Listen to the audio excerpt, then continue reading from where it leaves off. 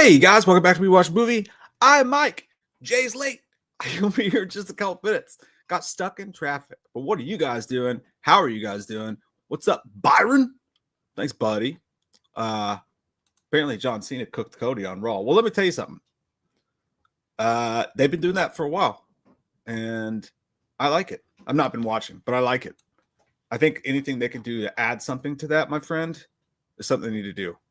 That includes dudes licking stuff out of tubs, boy dinner. I don't know. They got to do something, right? Or maybe not. Maybe it's for kids and I'm just too old. I don't know. I'm not saying it's for kids. You like it. How are you guys? Stone Baloney. Thank you for that. I love those things, and they are good. They got protein. They got a lot of protein in them, and if you put salt on them, that makes it too salty. You don't want to put too much salt on one of those. You know what I mean? Don't want to put too much salt on one of those because they're already salty. I hear. That's what people tell me. How's it going? How's your day? How's everyone's day been? Mine has been short shriveled and to the left, to be honest with you. Yes, I woke up very early this morning, and I've been in this chair all the live long day. Had a lot of writing deadlines, and it was hard. But I'm here, and now I'm hard to please. Not really. I'm just happy that you guys are here. What's up? What's up? Jay's internet up here. I think it's going to be good. I think when Jay gets home, the internet will be waiting. That's what's going to happen. I maintain I was right. It was because we tried to do that extra background recording thing, and it screwed everything up. The internet held out the rest of the stream. You know what I mean? So I think we're going to be okay. Gonzo, I need one too. And you look just like the man who can give it to me. So come on over, give me a massage. And if I'm not asleep yet, I might give you one back. Or maybe with my elbows, because I don't like to touch other men that deeply. You know what I mean? Never had a massage before. Not a professional one. Jay and I were discussing this the other day. I'm too scared. She's afraid it's going to be a man, and then I'm going to like it. And then I'll have to turn my whole life upside down. You know, these kids depend on me. Very happy in my marriage. And I'm just really afraid of what a strong man's touch would do to that. Could just wreck my whole world. And I don't want that. I'm too old, you know? I gave that up a long time ago. I mean, I never started it. Maybe I should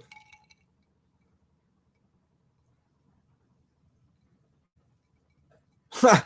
CinemaCon's tonight. That's crazy. I hope that we get something good from CinemaCon. That's why we made this whole stream. I don't know. Maybe nothing will happen. Maybe it'll be Pip farting on a snare drum. I don't know. Anything could happen. I don't know about that. Hey, gotcha. What's going on? How goes it? Brad, I hope your day's been good. Mine was good. I got what I needed to get done. It was stressful. My back hurts. I ate a spicy chicken sandwich from Chick-fil-A, and my stomach hurts now because I'm that age where I can't even eat a Chick-fil-A spicy chicken sandwich without getting a little tum-tum ache.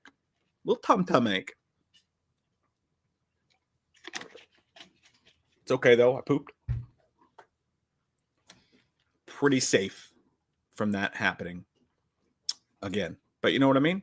Hey, Nick, you're right. There is some Scream news, dude. And we could talk about that right now while we're waiting on Jay to pop in here. Like the little late spring rabbit that he is. Little, I don't know what that means. It is spring, though.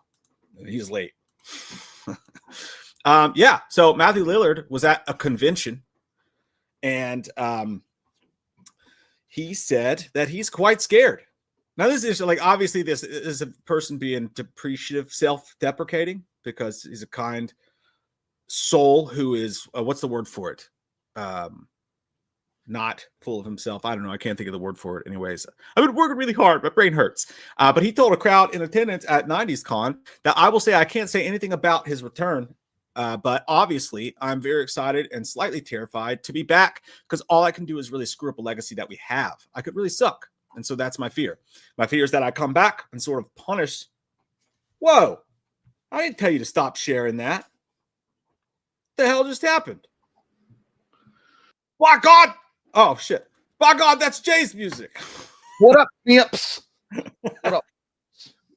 very rude of you, by the way. When you popped in, for some reason, it took away the shared screen. I was sharing something, and it took it away. Very rude. Diet Dr. Pepper, man. I'll have you know that. That's the only doctor that I trust. Where were you? Are you at the gynecologist? Yes, I was there. My test came back clean. I might be pregnant, but I also stopped by get some adult beverages as well. You could get addicted. You should be careful. I know. I got to be careful with that. By the way, well, I'll let you continue talking about it. Did you hear about that recent news about the Giza pyramids and what's going on with all that? No, I definitely didn't hear that part about the gay pyramids. Well, you know, they might have a homosexual thing going on down there. I don't know, but they found these structures. Dude, it's good. I went down. Don't tell me yet. Let me finish this before we get into it. I'll span it. Then I'll get confusing because I'll be like, hey, look at this. But yeah, I was almost done. I think I'm almost done. Hang on, how do I pull it back up? Damn it, Steven. Damn you, Scuba Steve. Yeah, coming soon, the Giza pyramids. But I was just saying, Matthew Lillard put out this thing, or he didn't put it out, but he was at a con and he was saying that he's actually super scared. Can't say what it is, but he's super scared for what he's doing when he comes back as Stu, because he thinks that he's excited and slightly terrified to be back because all he can do is really screw up the legacy they already have. I could really suck, and that's my fear. And then he said, my fear is I come back and sort of punish something that I could have never touched, and it would have been just fine.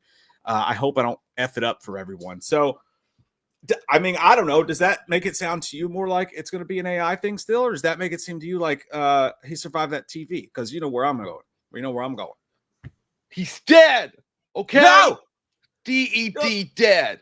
I actually saw that article. I didn't read it this morning. I was gonna do. I thought about. I don't know. I feel like I had like done a line of coke, and I was just like I was like wired. I think I watched that rabbit hole on the Giza pyramids and all this stuff, and I was like, you know what I'm gonna do today? I'm gonna make a docket. I'm gonna make a docket for the show. I'm gonna put all these links on it, and I was like, oh yeah, I gotta find a format that works though. So, and then I was like, I'm not gonna do it. But yeah, I'm tired. I did read some of that where I was nervous about it. Yeah, it's I don't know, man. It obviously doesn't mean anything, but it goes in line with Daniel Rickman, the insider, who said that Stu has a way bigger part in this film than people suspect. Now, he's not saying that he's alive or anything. He's just saying that it's a way bigger part than just a quick cameo of some sort, and that goes right along with it. And he's saying that he can mess up what they did before. He's obviously, I think, playing himself in some fashion. I don't know. What do you guys think? What do you guys think? Like, honestly, in the crowd, say it right now. Back or not? Alive or dead? Put a poll up. Alive or dead? I don't want to, Jay. I'm going to do it. It's just easier. I don't know. It's just at least I'll do it. Fine. I'll do it. But I'm going to do it not because you told me to, just because I want to. How about that? I was suggesting it, you dirty How dick. About that? Huh? I'm just kidding. You know, by the way, the other day when we did a stream, I forgot to even read the results of the poll. I ended the stream and it was hey, here's the results of your poll, you stupid idiot. Well, last stream was a cluster group of all sorts of mishaps. So I mean, it is what it is. True. But what I was going to talk about was you knew about the Giza pyramids though, like they discovered those structures under the pier, like recently by using. I actually don't know anything about it. Okay, well, there was some new information that came out. Dude, I swear to God, what I was reading last night, it sounds like the plot line of X-Men Apocalypse. Like literally, they found a sarcophagus and sarcox along it. This guy was a freak that used to live in the Egyptian deserts. But no, a sarcophagus under the well deep underground below the temple of Osiris, who's the god of resurrection. And the sarcophagus is surrounded by running water. And it's just by itself in this chamber. And I was like, that sounds like they were hiding something away. Like, I was like, what if it's a fucking vampire? Because it's got running water. Oh, it's got running water. So it's got like it's like literally setting below this big temple to the god Osiris, who is the Egyptian god of resurrection. And it's this sarcophagus. I'm not going to keep saying it. Sarcophagus. This casket that's below by itself in this chamber alone, surrounded by running water. Have they opened that shit up? No, it's underground. I'm going to show you. Look, let's see. How do I do it? Okay, so start scrolling down, and then this. Okay, 20% chance Jay accidentally pulls up gay porn. There is always that chance. We never know. big juicy wieners. I like a pretty penis. Is that the diagram of a vagina? Yeah. Yes. This is how to find the clitoris. As you can see, it's complicated as fuck. But so anyway, this is the structure that they have found under the underground. using I think sonar pulse imaging or something like that. It's a newer technology. But you can see here, look, under here, like all this going down. Do you see this? These pillars? Okay, and then right below here is where they found this sarcophagus, or what they think is one. There's the pyramid, and then these are the images, the pulse Predator images. took? Yeah, the Predator's number. Here's right there. You see that? Yeah, right there. A big old pile of poopy. A big old it's an elephant-sized turd that a dinosaur left. Sarcophagus hiding more than 600 feet below the tomb of Osiris is the latest discovery of the team who uncovered a vast city below the Giza pyramids. And as you can see, this is the diagram they've gone up, and there's the pillars going down, and then boom, there. Is this the best picture they have of it? Well, it's underground. I mean, they're using this sonar thing. They're not like underground with it because the Egyptian authorities won't let them dig to get under there. Like, so right now, how do they know that's the sarcophagus? It looks like just a square turd. Well, I don't know. I guess they. Jesus Christ! It's you got your search history popping up now. It's like it can't be reached. I'm gonna get fucking. I should have got an incognito mode. I'm gonna get full. By the way, hold on. Where was it? I think surprise stream. It's not a stream. You guys are actually being treated to the first screening ever of Unfriended 3. Yeah, it's gonna happen. Yeah. So this is also a new thing here. Look. So a mysterious complex about 25. Dude, all this shit's coming out. It's just so crazy. It says a mysterious complex about 25 miles south of Egypt's Giza pyramids has sparked theories of a hidden Stargate in the desert. Google Map users spotted a horseshoe-shaped structure with another within its two pointed ends, surrounded by oddly shaped buildings at the top and on each side. And here's a picture of it. Look at that that looks like something from Stargate. And they've just discovered this vast city under the pyramids along with this sarcophagus. And now they found this. And then on top of that, I don't know. More sand? Well, also, dude, I was connecting all these dots and shit, right? Yeah. Imagine. So did you hear about I think, I don't remember the guy's name. I think Matt Livis. I don't know the guy. Okay. You guys remember a few months ago, the Tesla truck that was on fire outside of I think in California. Yeah. Okay. He blew it up in the Trump house, right? The Trump hotel? No, I don't. Well, it was something like that. But the guy, okay, so you know have you ever heard of the Sean Ryan show? No.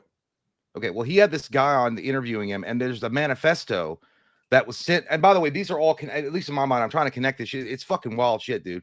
So this guy that with the Tesla truck bombing or whatever sent out a manifesto, and it's got some wacky shit in it, dude. Like he was like, the government's after me, the FBI's after me. He was telling shit on those drones and what they were. That's the Tesla. That's the guy who that is the guy at the Trump hotel that blew up his truck. Yeah, the Trump. Yeah. He was talking about he had been followed for weeks by the FBI, the Homeland of Security, all the agencies with the IRS. They're after him. But he's like, he knew like information about the drones. Like he was like, this is not like this is like they were using like high tech shit. But dude, anyway, look, I don't know how to. Can you guys hear that? No. You can't hear it? No. You have to reshare it, and then when you reshare it, just make sure you click where it says share audio. Okay, hold on. Also, I think there's a ghost in your house. I know, I heard that. It says also share tab audio. It's April leaving. It just starts shutting the door behind her. It's only a matter of time. Do I hit Chrome tab? Do I hit also share tab audio? Yeah, that's what you want. Okay. 2 a.m. Can you hear it? Yeah. That is Tuesday. Okay. He said, in case I do not make it to my decision point or on to the Mexico border, I am sending this now. Please do not release this until 1 January and keep my identity private until then. First off, I am not under duress or hostile influence or control. My first car was a 2006 black Ford Mustang V6 for verification.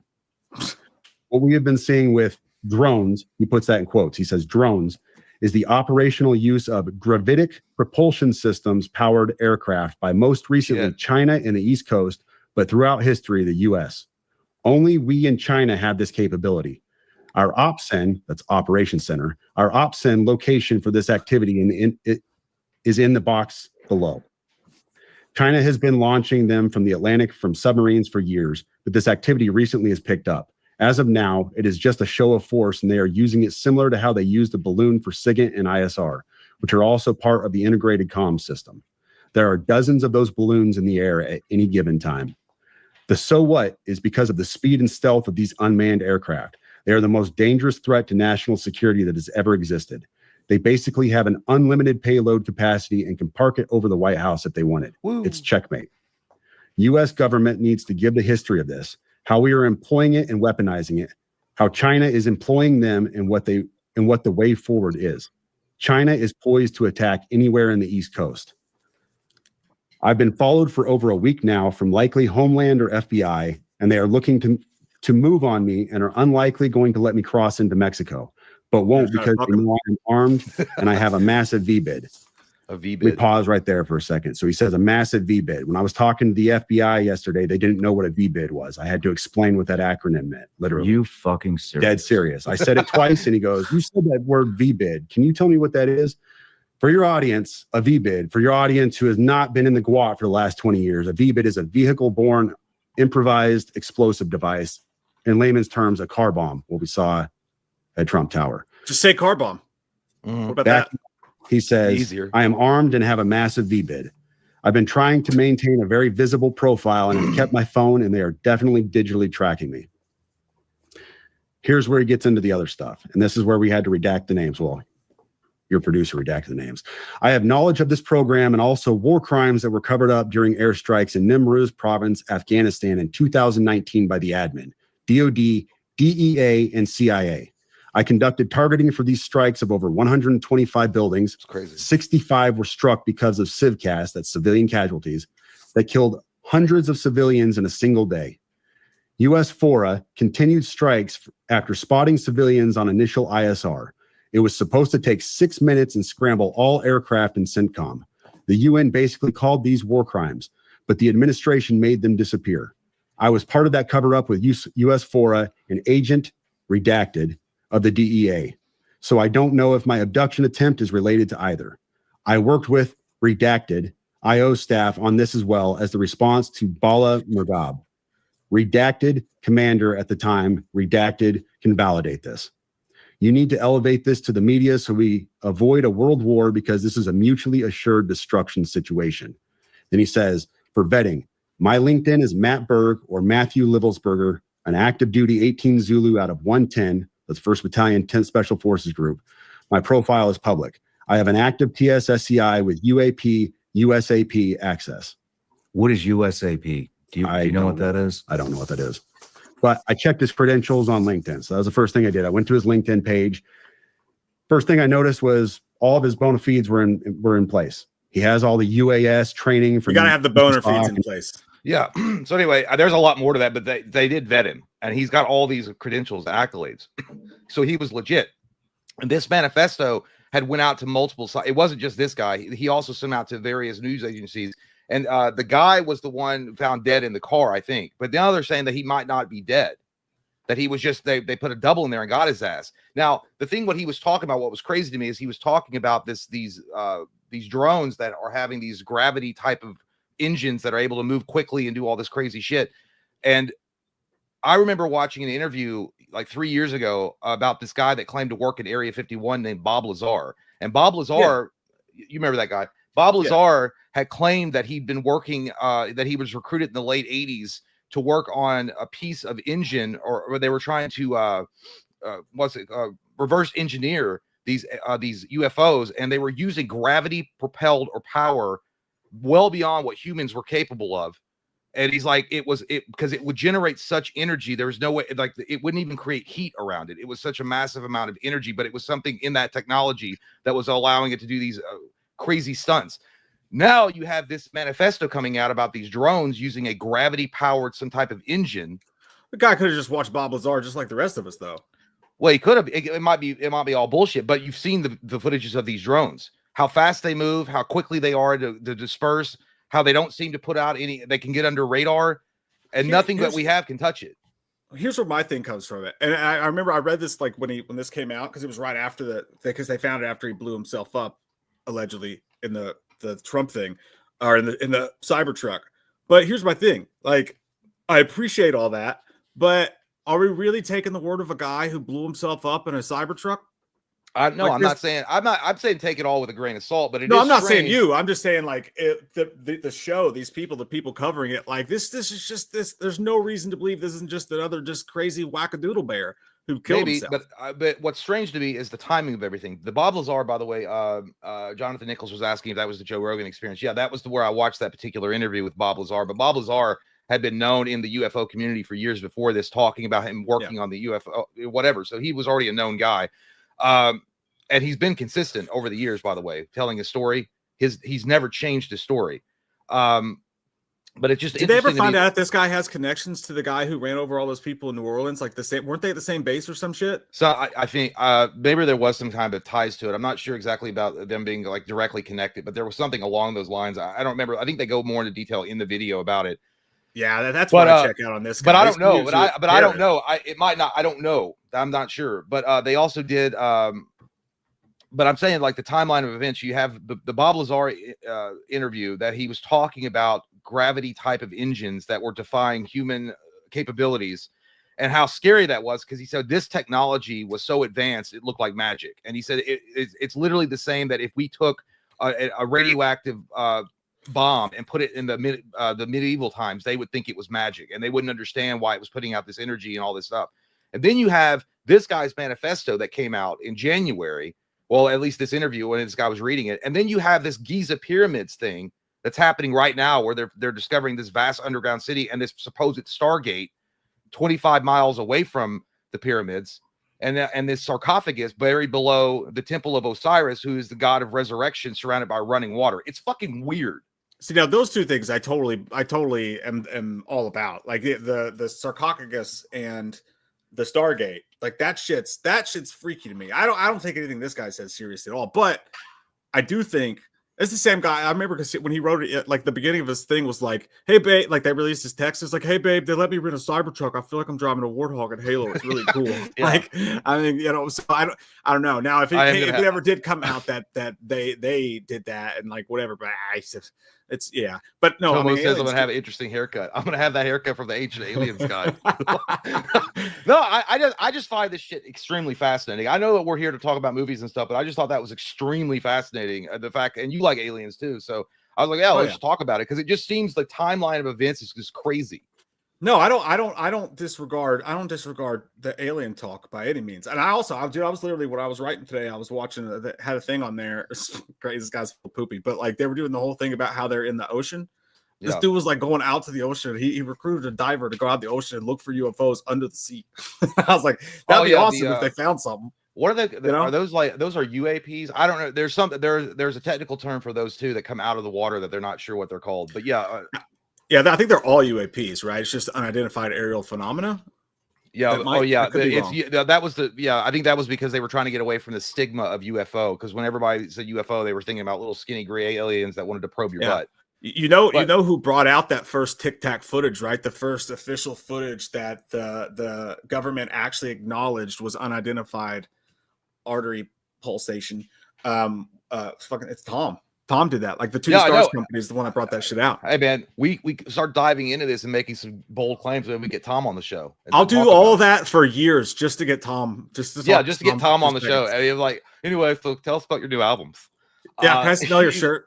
Yeah, well, dude, I just think it. And then I did read. I was watching one interview, and they had a bunch of archaeologists on there, and one of them, like, dude, he's so cringy. Like, he was a professor. I don't know what university, but he was literally dressed like Indiana Jones on purpose while he was giving the interview. I'm like, good Christ. But anyway, he was talking about. They were like, well, why don't they just drill into the fucking ground under Giza?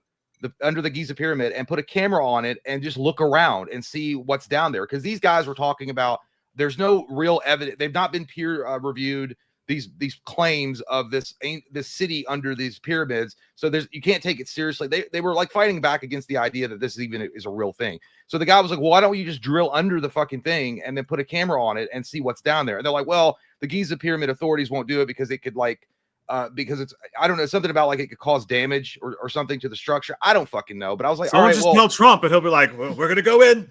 Yeah, we want to move just knock it down, knock those fucking pyramids down. What are we usually go for? Yeah, I don't care. I'm gonna rename this the Egypt of America. I think it was the Stargate movie.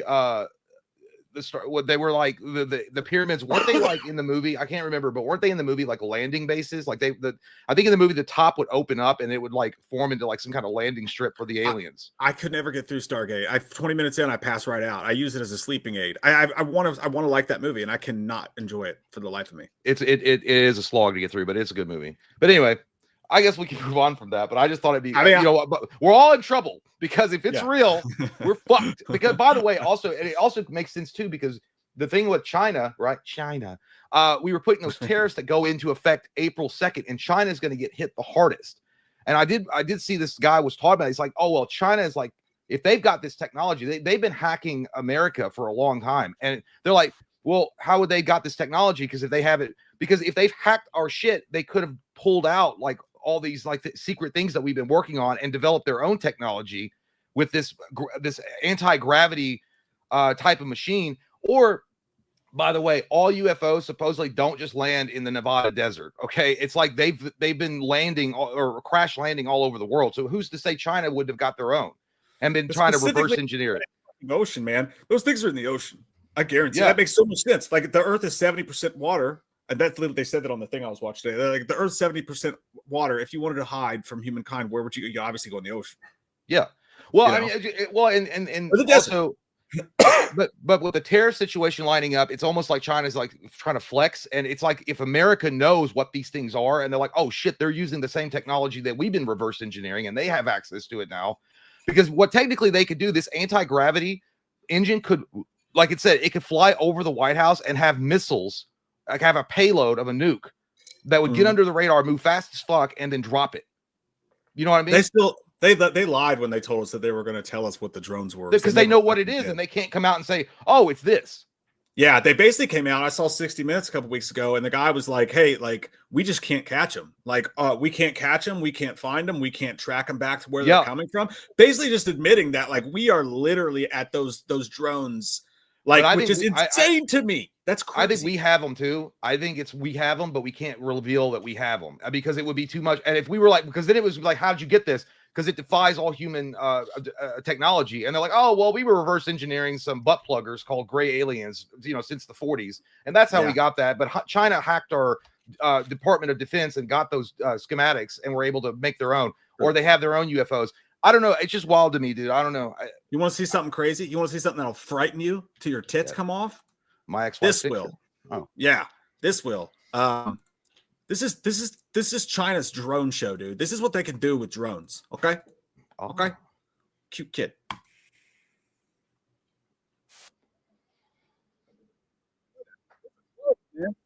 Damn, that's badass. Tony the Tiger. That's a new commercial for Kellogg's. Yeah, this is good. Oh, yeah, she has no head. You know what those things could do if they had bombs on them? That's what I'm saying. And from what I understand as well, anything that they've sent up to like look at what these fucking drones are, like I know you can't read it, but that says "fuck you, America." The drones that we've sent up before to get close to these little spherical, fast-moving objects, it like can electroblast the drones and like cause them not to work. I don't know. And then obviously it moves so fast we can't really get a clear look at it. It's crazy shit. But I'm sorry, guys. Way, I know solid chance that was Japan. Just don't listen. Don't pay attention. Don't pay attention. Yeah, that was Japan. Yeah. Hey, my battery died. Hang on a sec. Okay. And then someone asked what the tariffs are. Like there's a whole thing. I don't really. It's basically we're going to be charging a lot of money to import shit from other countries. I think that's what it is. I don't know. I can't remember exactly, but you can. I mean, if you just type up tariffs, you can get a good idea of what it's going to happen. But that's going to be on April 2nd. But China's going to be hit pretty hard. Like they're going to get the hardest of them all. And maybe this was a flex for them. I don't know. It's just I had a little moment of rabbit hole conspiracy theories that was going through my mind when I read all this shit, and I was watching this stuff last night. And I'm like, I don't know, man. Like, wild shit is lining up. The Bob Lazar story, the Giza pyramids, this manifesto from this dude it was like this whole weird mysterious thing. I don't know. But by the way, we will talk about what you guys want to talk about today. I just want to talk about it for a minute, okay? Mike's batteries always dies that quick. Yeah, there's a lot of talking.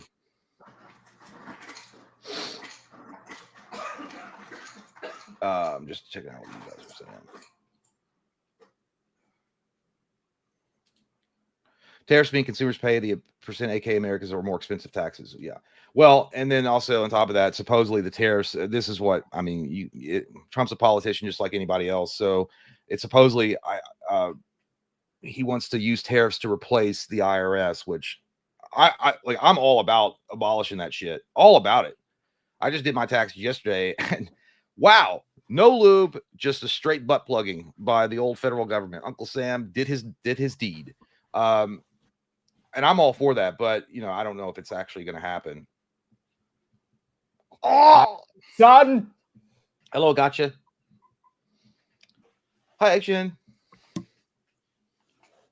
The CIA got my dude. I'm not lying, dude. I don't like doing that shit. Like, I don't like going on Google searches and doing that without a VPN or something like that, because I don't know. The government is a wild ass. You don't know. They're like, that's he's why put it together. Get him and rape him. That's why I was looking at. They can't. I was looking up all my shit on my phone. It's got a VPN, and I just don't have it on the computer, which is stupid. Yeah. I don't know, man. Like, I think, it's crazy. It's. But we're all gonna die. And listen, I've said this multiple times, but nobody ever seems interested in this subject. But let me tell you, you don't ever hear about people getting abducted anymore, ever. Like, there's almost never, ever any stories about people getting abducted. Well, it used to happen like clockwork. Why do you think that is? That's because they have the internet now. They don't have to abduct us.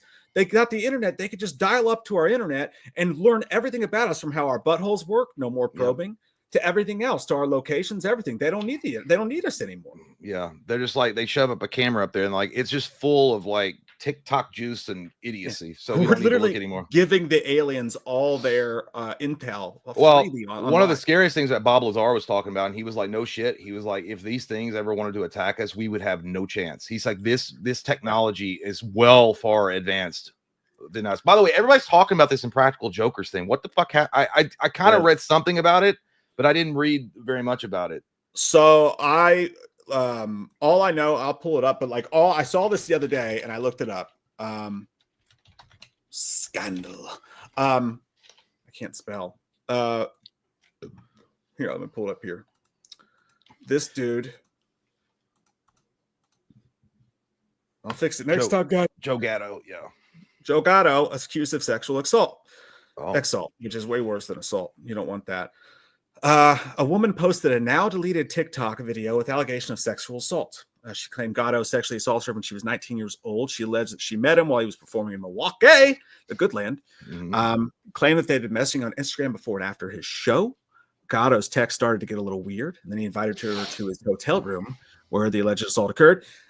She also posted photos with the True TV star and apparent screenshots of their text message combos. After the videos went viral, Gatto denied the claims. I have used poor judgment and as a result have violated the trust of the people I love most, which is code for I cheated, but it was consensual. I mean, usually, right? Allegedly. That's usually you think. But anyone who knows me knows all full well I wouldn't assault anyone. Working on myself as an ongoing process, and I'm now going to take some time away from the public eye to focus on my energies where I need to. Days later, another woman, as it usually goes, told people that he sexually harassed her with unwarranted behaviors. It's only 15 at the time, allegedly, and became flirty. His behavior towards her became flirty when she turned 18. Oh, okay. Clear about that. Once she started working for Impractical Jokers, that's never good. Gatto began asking for back massages, invited her to his room to cuddle, and made frequent inquiries. This 18-year-old? Uh-huh. Well, I mean, I'm not, well, like, like if it was, if she is 18, it's creepy. It's weird. But I mean, at the end of the day, if it was consensual, it's not like, I mean, he didn't assault her, if that's what's the case. And apparently he left. I didn't know he left Impractical Jokers at 2021. Yeah, he did. Yeah, he left. So here's the thing, though. All I know about this, apart from that, is I watched the girl's video. I don't know which girl it was, so I don't want to say for sure, but I watched the video. It was on Twitter, and I won't show it because I don't know the rules and whatever. Never one to just jump to, oh, hey, well, blah, blah, blah, blah, blah. But I'll say this, hearing her talk, how do I put this? It's definitely not something I would take at face value. The way she was like over. excited about it, and the way she talked about it, it's like you seem. I saw. Well, obviously, Child of Corn says, unfortunately, fellas, a lot of fucking creeps in the world. Yeah, for sure. I mean, there's a bunch of creeps.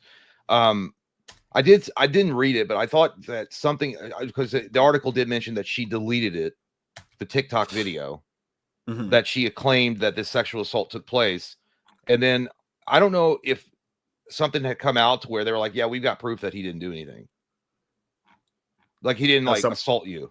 Like maybe, yeah, like the guys, if they'd had a sexual relationship at night, if she was 19 years old, and then he cheated on his wife. Again, it's weird. He's an older guy and he did that and he cheated on his wife, which is awful, but it's not illegal. I mean, if he didn't assault her. Yeah, no. Yeah. And it's one of those things. It's like, who was it? The person who came out with the claims against Jay-Z or whatever, which I don't know what's true or what's not, but like when they took 2 seconds and looked into it, even the woman brought him back and they were like insane. Like even she brought Good Charlotte into it, who was like literally on tour that night and like all sorts of crazy stuff. So, I mean, I think it's fair to never just not believe anybody, but I think it's also dangerous to just randomly believe people. And when you watch her video of her talk, all I'm saying is my personal response, and my personal response was she's full of fucking shit. And I'm not saying she's we don't wrong. know. I saw it. I was like, wow. Well, we do live. We do live under the law. We're supposed to that. You know, you're innocent until proven guilty. I mean, that's what the burden of proof is on the accuser. Like you got to prove that happened.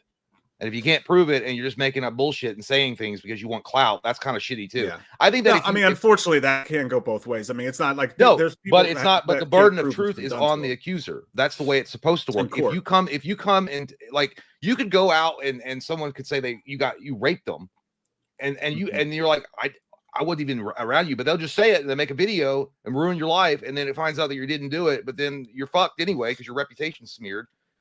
I don't know. I don't know Joe Gatto. I never met Joe Gatto. I don't have anything to do with Joe Gatto. So is it possible that he could have done this? Yes, of course. It's possible anybody's a creep or a weirdo.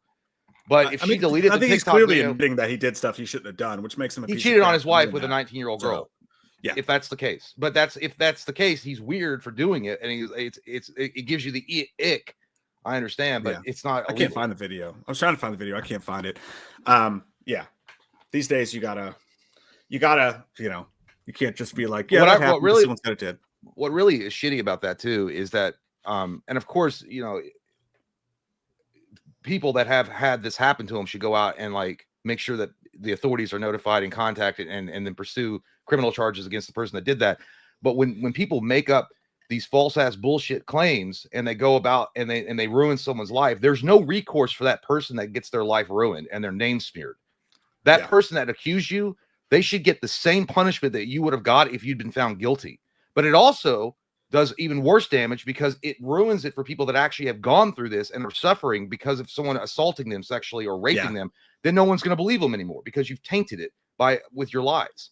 So it really is a shitty situation. I mean, I don't know. I like Joe Gatto as far as like I watched him on Impractical Jokers when he was on there. He seemed like a good guy, but again, I don't know him personally.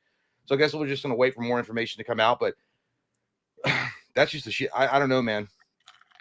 It's always been like I hope it didn't happen to because it really is like as someone I saw it's like who would have thought the Impractical Jokers being on Epstein Island was that on your bingo card? Not mine. Yeah, I mean anybody that gets success, who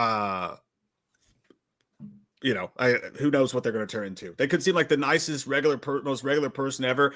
Put a little money in their bank account, give them a little fame and variety. You don't know what kind of evil shit they're going to do with that. You know what I mean? I'm not saying that's what's going on here, but I'm just saying you can never really be surprised. Like you said, what's smart about all this is Keanu Reeves, dude. You know how Keanu Reeves just takes pictures without even touching people? That's the smartest fucking decision. Yeah, the hands up, all that smartest decision that guy ever did is doing that. And it's unfortunate that there are people so disgusting enough to make up claims and allegations against someone that's innocent to do that to get clout or money or whatever. But they're out there. And if I were in the position like Keanu Reeves or anybody that's famous like that with money and power or influence or whatever it is, I would never find myself alone with anybody in any situation whatsoever. I would always be in a public area where everybody could see me. And I would do the same, Keanu. We don't do it, but we take pictures. But we're always in a public spot. You know what I mean? I'm not going to go be like, hey, so why don't you come to my room and hang out with me for no thanks. Yeah, definitely not. I won't be doing that today. Hotel room. Yeah. So that's crazy though. What are we talking about today? Well, it's something about that Joe Gatto thing that just happened. Whatever we feel like, Greg. Yeah. Wherever we want to. Just kidding. Just kidding. You know who's awesome? Lee Machine's awesome. Thank you. Hey, Lee. Lee, the fucking machine. And that's what he is. He's a machine. I'd go to a hotel room with Lee. I'll go to a hotel room with Lee right now. Can we see your monster truck? You can take me anywhere. Park us at Lover's Lane. Look at these handsome bands here. They are amazing, and I'm glad y'all in my life. Hey, Loomis, I seen you drive a 1978 Volvo 240 with Michael and Chalice in the back seat. Where were you going? And when y'all passed me, I smelled a fart coming out your car. Much love. Well, if you saw me driving with Michael and Dr. Chalice in a 1978 Volvo 240, most likely I was going to drop off Chalice to get his herpes treatment and then continue driving Michael to a cliff where I would get out before. Yeah, I would do an Action Jackson style and jump out of the car before he could get out and go over the edge. Because a Volvo 240 1978, I don't like that car. It's German. It's a piece of shit. I don't want that. I just want to point out herpes treatment. It means that I don't have herpes. That because I have a treatment. I mean, you're getting Valtrex. You have herpes. No. I go to a little Asian massage parlor, and they beat it out of me every night. So that's how you deal with it. Consensually. Yeah, of course. I pay for it. Of course. And that thought was probably just Michael breathing. That's the best way to have sex, actually, because you get a receipt. You get a receipt that says I paid for this, and then no one can say that you should have been with your kids instead. But thank you, Lee. Thanks, Lee. And I would suggest stop following me around. By the way, thank you. By the way, Lee, thank you for the because that got dark as fuck with the Joe Gatto thing, and it was like the whole mood shifted. It was like, wow. Yeah, and the whole time I was having poopy pains and I was sweating and I didn't know how to deal with it. I could barely pay attention because my tum hurt. Well, like we started out talk with the alien stuff, and that was all right. Yeah. It was kind of nerve-wracking a little bit because it does scare some people. But then you go right into the Joe Gatto sexual allegations, and you're like, yeah, this is starting out real nice. It's hard, man. It's hard. It's you know, there's no right answer. And that's why we are just a stupid bunch of YouTubers who don't have the right answers. So don't listen to us about anything ever. Daniel, thank you, sir. Took my girl to the Olive Garden Friday night. Caught myself looking over at the waitresses. Was wondering what color panties she had on. Odds are basic cotton white, maybe a thong. I mean, that's what you do at Olive Garden. That's what you do. By the way, Daniel, that sounds like the opening to a novel, like a rom-com or like a script. I'm trying. I lost. I know it's Will Ferrell. Old school. That's what it was. Is that okay? Spike the Tank. Yeah. I think he was talking to his wife in that scene. His new wife. He's like, I don't know. I was thinking of like the Superman scene. I was like, I like pink very much, Lois. He's like, I'm happy being married, but I was at Olive Garden the other night. Maybe something cool I haven't even heard of yet. Matt A says, I'll catch the replay. Gonna murk some bitches in darts. I've got a couple friends who play that dart shit. Sounds fun. It's a good drinking game. Love you guys. You meant to say guys. You just misspelled it. Obviously, keep being yourselves and rock the fuck on. For show. Good luck. Step off. Hose. Murk them hoes. Step off. Remember the Step off. Rock song? Step off. It's a good movie, actually. I like that movie a lot. Avery says Loomis got a job at a hippie bar, but Chalice and Michael show up and Chalice is banging the hippies in the bathroom and won't share. Control them. How about you not get a bar at a hippie bar or a job at a hippie bar, you idiot? That's your first mistake. Go get a real job. Not at a goddamn hookah bar where they smoke all the weed smokes and they got beads on the door that go to the bathroom. That's disgusting. I would never have sex with a hippie with a condom on because a lot of them are allergic to latex. I don't know if they told you that. This is true. What is Lego? Is that just like hanging out at Spectrum? It's just not a bar, or just like the cable company? No, not Spectrum. Holy shit, dude! I literally just took my first drink. Spencer's. Oh yeah. No, you know what it is? I've thought nothing but like how much I hate Spectrum for like 2 days, and that's probably what it is.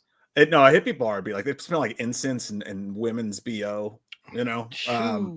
Yeah, not good. Not good. Like the inside of a expired mayonnaise jar. Hey, I'm not a hippie. I'm not a big hippie dude. I don't love hippies. I'm not a hippie guy very much. Lego Creator Choice says, "Can I send you to my wrestling website link? You like it? you want your website? You want see my wrestling? Come on, I'll jerk you off. Come to wrestling site.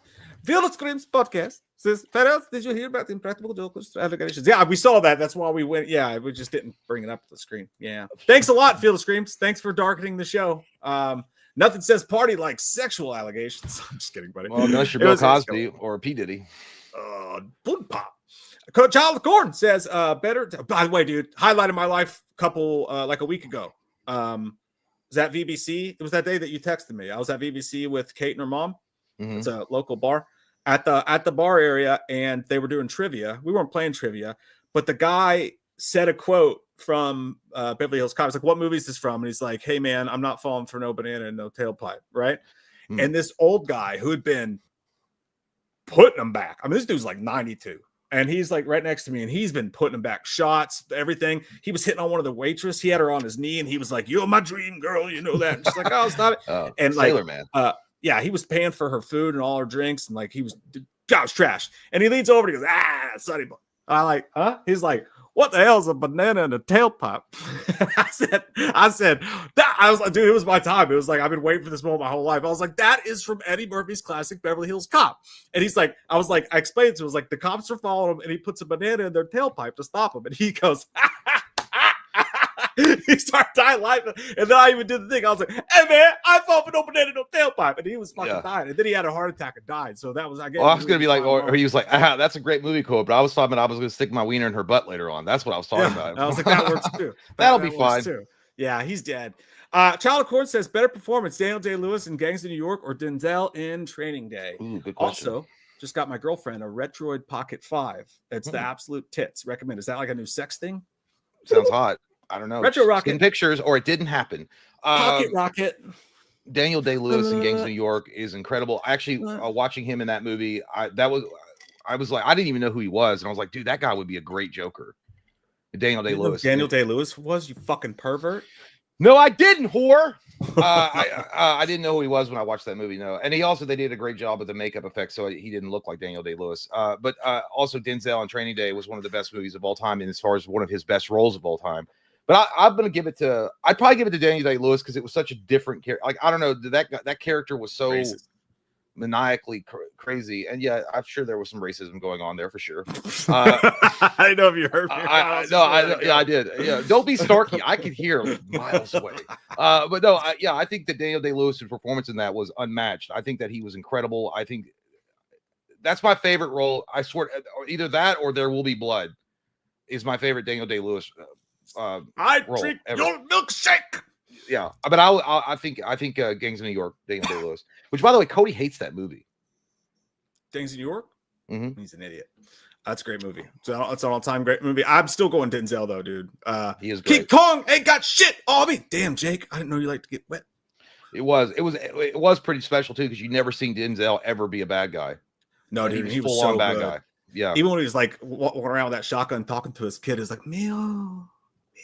That's scary. Fucking scary, dude. It's fucking scary. Yeah, it was good. It's Daniel Day-Lewis, but no, or it's Denzel, but Daniel Day-Lewis was great in that fucking movie for sure. I don't know what a Retroid Pocket Rocket is. Do you? It's a handheld game for her vagina, for her bean. Yes. Oh, magic. No, it's I don't know. I've never heard of it, but it's called Retroid Pocket. So beans of London. Gary says, I was in Canada last week. They have a strong hatred of Trump. Yes, they do. We were going to go to Canada this summer, and we decided, you know what? Probably not a good time to go to Canada. I went to a game in Toronto, and they still nightly boo our national anthem. That's fucking bullshit, by the way, Canada. I hate Stop that, doing that. Well, you know what? Listen, as a upcoming 51st state, they really should show more respect in their new flag. I cannot believe these assholes and their maple leaf syrup brains. I made my wife so bad earlier, dude, because we were watching that UFO thing. I wasn't really watching it. I was working, but she was watching it, and like they showed a map where they thought the aliens were, and it said Gulf of America on it. And I was like, how dare they? I was like, or it said Gulf of Mexico on it. And I was like, excuse me, could you please turn off this leftist trash? I was like, we all know it's called the Gulf of America. Okay. Dude, it was like 4 years ago, too. I was like, that's disgusting. Well, Gary B does say Canadians don't hate most Americans. # goddamn you, Michael. Obviously they don't like Trump and his administration, which is fine. I understand that. But at the end of the day, it is kind of shitty to go to see a hockey game and everyone boo the fucking national anthem. I was like, holy shit, guys. Come on. I understand you don't like Trump, but what's that going to do? You just look like jerks.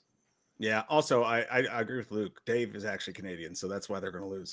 Yeah, that's my fucking voice actor again up there running his cock smoking holster of a mouth. Fuck you, Dave McCray. Oh, kidding. We love you, Dave. No. But yeah, it probably stop would doing be. that, Canada. Stop fucking doing that. I don't think. Right? I don't think if you. I don't know if you're going out there and be like, I'm American, and they're like, get him and rape him, fucking die. I don't think it's gonna happen. I don't think that'll happen. But I don't know.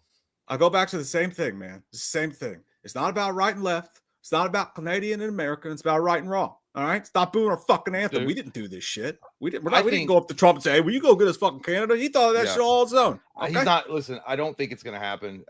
I think it's the biggest troll of all time because he knows it's gonna get under people's skin by saying that shit. Just like the Greenland thing, just like him saying about running in 2028. I just think he's trolling like a motherfucker, dude. At best, he's trolling, and in that case, it's funny. At worst, he really wants to be like Putin, and that scares me. I saw this thing about the 2028 possible way he would run for a third term. He would need an overwhelming support from Congress, which he's not going to get at all. Yeah. For him to be able to amend the Constitution where he would be able to run in 2028. And they asked him on the airplane or some shit. They're like, hey, what about 2028? Are you going to run? And he's like, we're not thinking about that right now. Right now, we're thinking about it's like it's obvious he's fucking with you because he knows you're gonna get pissed. He even said it. I think he said it in one of his interviews. He's like, you know what? I just said that, and they're gonna melt down on CNN or whatever about it and talk about it for I hope so because some of that shit is funny. I'm not gonna lie. But yeah, Christopher Samsonite says, I wish there was a way to swap iconic roles in horror movies. Sigourney Weaver as McReady in The Thing. Kurt Russell as Ripley. Ooh. God, you've spoken true words. Tom Cruise as Freddy, Bokeem Woodbine as Jigsaw, Jenna Ortega as Medusa. Who do you guys pick? Well, Jenna Ortega will only play teenage Medusa if she was mad at her dad, because she only does roles as a sassy teenager who's mad at her dad. But I fucking love it. I think it's amazing. Dude, I gotta be honest with you. I would love to see fucking Tom Cruise as Freddy Krueger, like just screaming about Scientology as he chases down potential recruits to the church and his big weird smile. I think it's scary enough and works. But at the end of the day, I think that the best pick would be Kurt Russell as Ripley. That would be interesting to see. So that'd be so hot. I wonder if he'd even wear the panties. He'd have to. It's the only way. It's the only way I want to see it. Hey, maybe that's one of the good things that'll come out of AI. Maybe you could just like do this for me, AI, and they'll do it. Who knows? Who knows? I mean, it could kill us all and we'll all die. But that there has been, I don't know what's going. There has been a huge meltdown going on with AI art. Like, did you see that? Or do you like turn pictures into like anime or whatever or animation? I don't know what it is. But that guy that created it, everybody's like, oh, it is really heated up as far as anger on the internets. Yeah, dude, it's one of those things that like it really is like you could use that as a microcosm to explain politics too. Like AI. It's like there's one group that's like, anybody who uses AI and I will never speak to them again. Do not breathe in my presence. It's disgusting. And there's other people that are like, I think that we should all create an AI overlord and suck his dick every day. Like there's no in between. Wiener. I use AI all the fucking time. Listen, I don't think anybody is for like having AI replace actual artists at all. I think it's just a funny thing that they're using. Now, if there was an actual move for them to be like, all right, well, we're going to take away all the jobs from anybody in the creative field or other, in the creative departments in Hollywood and just replace everything with AI. Yeah, I can understand people being pissed about that, but I don't think that what I was seeing was just people using it to fuck around. And I'm going to say something. I'm going to say something that is just super selfish, and I don't really give a shit. Like, AI could definitely end up taking people's jobs. Absolutely. It could be a horrible fucking thing. Yeah. It could be a terrible thing for a lot of people, and I hope that it's not, for sure. But also, I think a company that has the means to pay someone to make them art that chooses to use AI instead is dark and shitty, right? Don't do that, especially if you have the means to. Me at home, making a fucking YouTube thumbnail, I can use fucking AI because I wasn't going to pay anybody to do it anyway. I was just going to make a shittier version of it by myself, and it was going to look like a stick figure with a little surprise wiener sticking out of the middle of it. That's okay. Like, everyone who uses AI isn't evil, but people who use it are shitty. So it's like that. Once again, it's called nuance, you dumb fucks. Lester says AI will take over. I mean, that's what everybody's like talking about. But it has to have the singularity, right? The singularity has to happen for that to even occur, and it could be 10 years off or 50 years off. I don't know. I don't think it's going to happen anytime soon, but yeah, it could happen. But I don't think using AI as a tool to just fuck around and make like cutesy, unique thumbnails or whatever is like you're a bastard for doing it, and you need to be crucified. Right. Yeah, that's dumb. It's again, it's another case of extremism, fucking on both sides for sure. Desiderize says you'd see the light 824 selling for Death of a Unicorn. I just saw there was an article that it said it did, like it says A24 is struggling still at the box office with another flop. Did it suck? I don't know. Yeah, it sucked. Actually, it did suck. But it looks like a fleshlight. There's no doubt about that. What he's talking about. Oh, they're selling that. they're selling fake vagina. I see. This indeed looks like a fleshlight, which I guess is why you probably brought that up. But it's a Death of a Unicorn blood lamp. It's $125, which is fucking crazy. Okay. Sell that shit at Spencer's. That is that's more of a dildo. That looks like actually. a dildo. Like a fucking, yeah, alien cock. Hey man, you ever been fucked by a unicorn, man? Nah, you I'm good. Fucked by a unicorn. Shit. Someone's gonna fuck that. There's no doubt about it. It's got ridges. Dude, I put that under. If I went to your house, dude, I put that under your chair right before you sit down.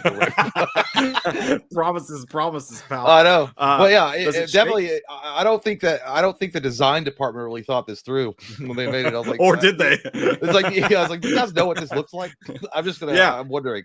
Hey, there's something AI can't do. AI can't fuck you like a unicorn dildo. No, they're gonna do. That's one thing I think will happen. They'll have like sex robots with AI programming, and it'll be like I think the human race won't be wiped out by like a Skynet. It'll just be wiped out by like you can buy these sex robots with AI programming, and they can be whatever you want, and people will just stop fucking, and then the human race will die because you can't procreate any longer. That probably could happen, especially considering how the AI will just be smart enough to like, we don't have to go to war with these cocksuckers. We could just like just let them not breed, and then we'll take over the earth when there's no more babies. Yeah, like get you a man who can sex you up without talking about Blink-182 for 2 hours a day, and like we're toast. Mm-hmm.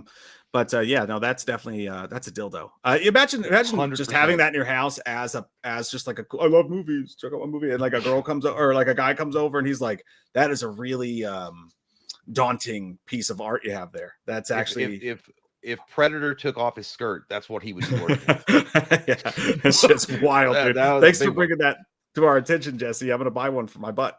Tarlington says, hey, speaking of butts, hey brosifs, the creeper started chasing me and I to take my beehole for his own. I hate it when that happens. Lost my pants during the chase and he took one sniff of my Oppenheimer, blown out tiny whites. Oh wow, dude. I hate when the Oppenheimer happens in your undies. That's the worst. That's called Taco Bell syndrome. I almost had a couple of those tonight myself. My God, man, it'll get you. CJ 313 says, will Slender or Leatherface see Snow White? Me will probably not see that. Me like the original in motion, and me not so up on the live action. You don't want to watch that. And plus, the dwarfs look creepy. They run around going like, "Oh, let me help you take over and get back your kingdom." You don't know though. No way. They look like night murders. I have no desire. I personally have no desire to see that movie at all. Nope. Like if it like no, I didn't even see The Little Mermaid. I haven't seen any of the live action remakes. None of them. Ditto, dude. I could care less. Like, I think that's the stupidest thing ever. Like, it has nothing to do with Snow White or any of that controversy. I just think that making a live action version of something that was perfectly fine the way it was, like, if you were going to make a live action version and if you were going to make a live action version and like you were going to use like Jim Henson puppet, like animatronics and shit, sense, like baby, or like live animals, like we're going to do, or just use dwarves, fucking lions, yeah, or just use fucking dwarves. Yeah, but Peter Dinklage is like, actually, I'm the only dwarf that's doing your job. You could say what you want about the Gal Gadot, Rachel Zegler situation, but the fact that this asshole Peter Dinklage, he'd already made it, basically as an actor with the Game of Thrones things and whatnot, and then he pulls up the ladder behind him and he says, "This is insulting." You know, to be fair, there's not a lot of shit that comes down the pipeline for dwarf actors, and this was like a guaranteed job. And then he was like, "No, I will not be a part of it, so therefore I speak for all the dwarven lands." I've always been a fan of Peter Dinklage, but that was stupid. That was really dumb. That was a really dumb move. Super dumb. But yeah, no, I wasn't going to see it anyways. Just to. But I mean, it's not doing well. I mean, it's supposedly shaping up to be the worst loss in revenue for Disney ever. Like it's bad. When Jason Statham beats you for #1 box office like on the second weekend, that's awful. And I like Jason Statham, but that's bad. Yeah, I do want to see that movie. I'm planning to maybe see it this week. A Most Violent Man, or whatever the fuck it's called. Sweeney is single, by the way. That's a new thing. I hate this. It's so stupid when people do the same joke. They're like, so and so single. We have a chance, guys. Like, no, you don't. You never did. Yeah, you never did. Sydney Sweeney's not going to look your way. I don't think she could be trapped magically in your house for 6 months, and you still don't have a chance. You're gonna walk in there with your beer belly sticking out, and your shirt stained with Cheetos dust, and you're like, "What's up, Sydney? What's up, Sydney?" By the way, I will say, speaking of dating, Jennifer Lopez, who's also single, has said now that she is interested in dating a not famous person. I'm like, oh, hey, there you go. Yeah. You too can be miserable. Got him. Yeah, I was like, who the fuck would date you? I wouldn't be if I were a barista at Starbucks and I was like, and she was like, hey, well, you're cute. Let's go on our date. I was like, no way. What you did to my boy Ben, I will not be a part of it. Hey, he left her, I think, though, to be fair. No, I don't know. Either way, dude, Ben Affleck was dumb as hell. Like the fact that you already went through that once and then you were like, I want to go back into the hellhole of her vagina and see what's up. Maybe it'll be fine this time. No way. Yeah, I think he was acting under duress. I don't know what was going on there. I can tell you this: there's not dick all coming out of CinemaCon right now, so that's been a big dud. Absolutely nothing so far tonight. I guess we're just gonna stay here and play with our wieners. Yeah, we got the damn fleshlight from A24. That's about it, though. There's some posters like Luke Soul says Mark Anthony. Yeah, I forgot she was married to Mark Anthony. That's crazy. Tell me what I need to know. That's what's crazy about that is making an announcement that you're ready to date non-famous people. Like, what is that? It's arrogant as fuck. It's narcissistic in a way because it's like I will date the little people. I will go out to the kingdom and I will find peasants and maybe they make me happy. Avery said, "What is CinemaCon? CinemaCon's a yearly convention that they have for movies, and normally really cool movie news comes out of it. Tonight they were only doing Sony, but Sony's got some cool properties. So like I thought maybe it still will happen tonight. We'll get some cool news out of that. There's some posters there. That 28 years later poster is cool. Sexy. Looks like a chainsaw. It's actually a skull and a skull neck. You could use that as a dildo too if you want to be gross. Actually, both of these. It's like a double dildo. I Know What You Did Last Summer poster came out a couple days ago. It's a little hook. It looks like something that you would find on the dark web as far as like a sexual device, but sure, it works. Yeah, sure. Yeah. It could also be a Hostels 5 poster. Just the same. I do like that. I think, the 28 years later one is the best. But I Know What You Did Last Summer is not bad either. I just don't have any desire to see that movie, dude. I really don't. I'll go see it because April wants to see it, but I really don't give a fuck. I hope it's good, but I didn't even like I Know What You Did Last Summer, the original. I still love it, even though it's not a great movie. It's a very overrated movie, but the second one kicks ass. I do love the second I Know What You Did Last Summer, and it's got Freddie Prinze and Sarah Michelle Gellar in it, which is not Sarah Michelle, but Freddie Prinze. Lewis. Yeah, Freddie Prinze and quit pissing your pants. Fingering the air. Jennifer Love Hewitt. The air.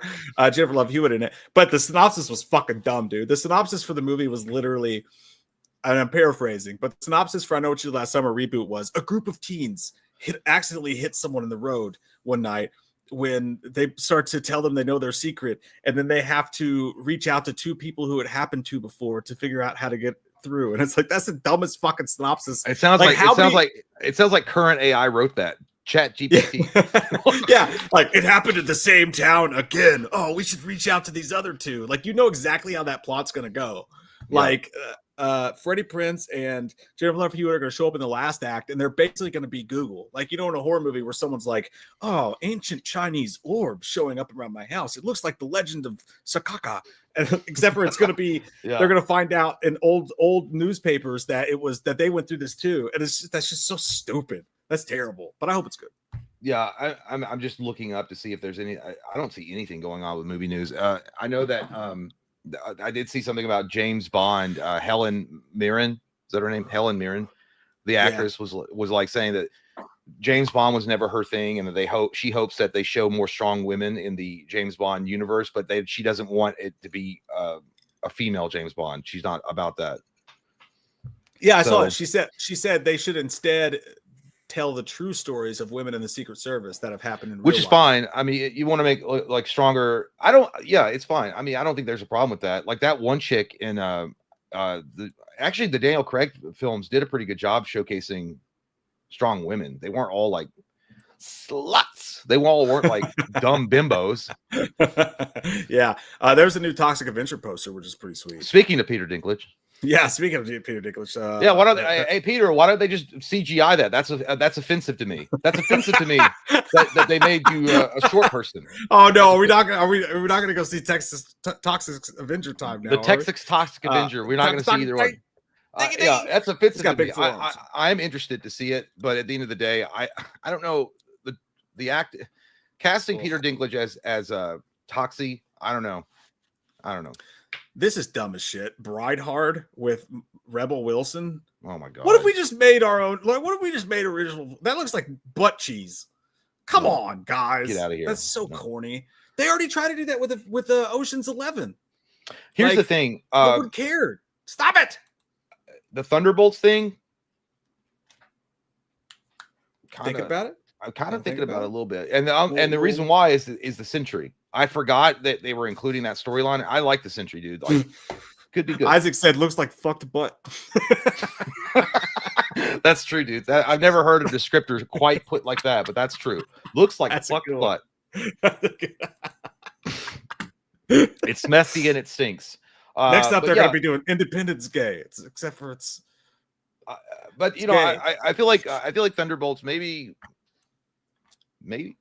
I'll give it a shot. Maybe I will try it out. Just Here's try it out. I thought the trailer looked good, but on the flip side of that, I thought that the trailer. It's another one of those things at Marvel.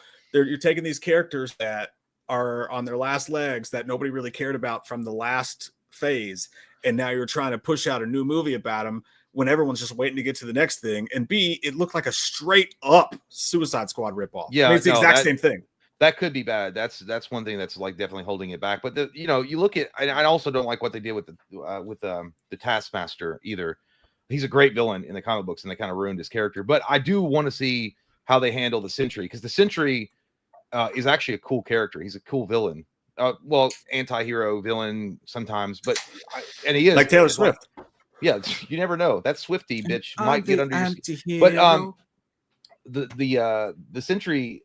He's basically the Marvel's answer to Superman, but he's crazy. So it's kind of interesting. Yeah, that would actually be cool. That actually is. Glenn Jay bought me this shirt, but he apparently got it at Temu because of the whole front of it. This is the Justice League shirt. To be fair, it's like 5 years old. No, it looks like an elephant come on your chest.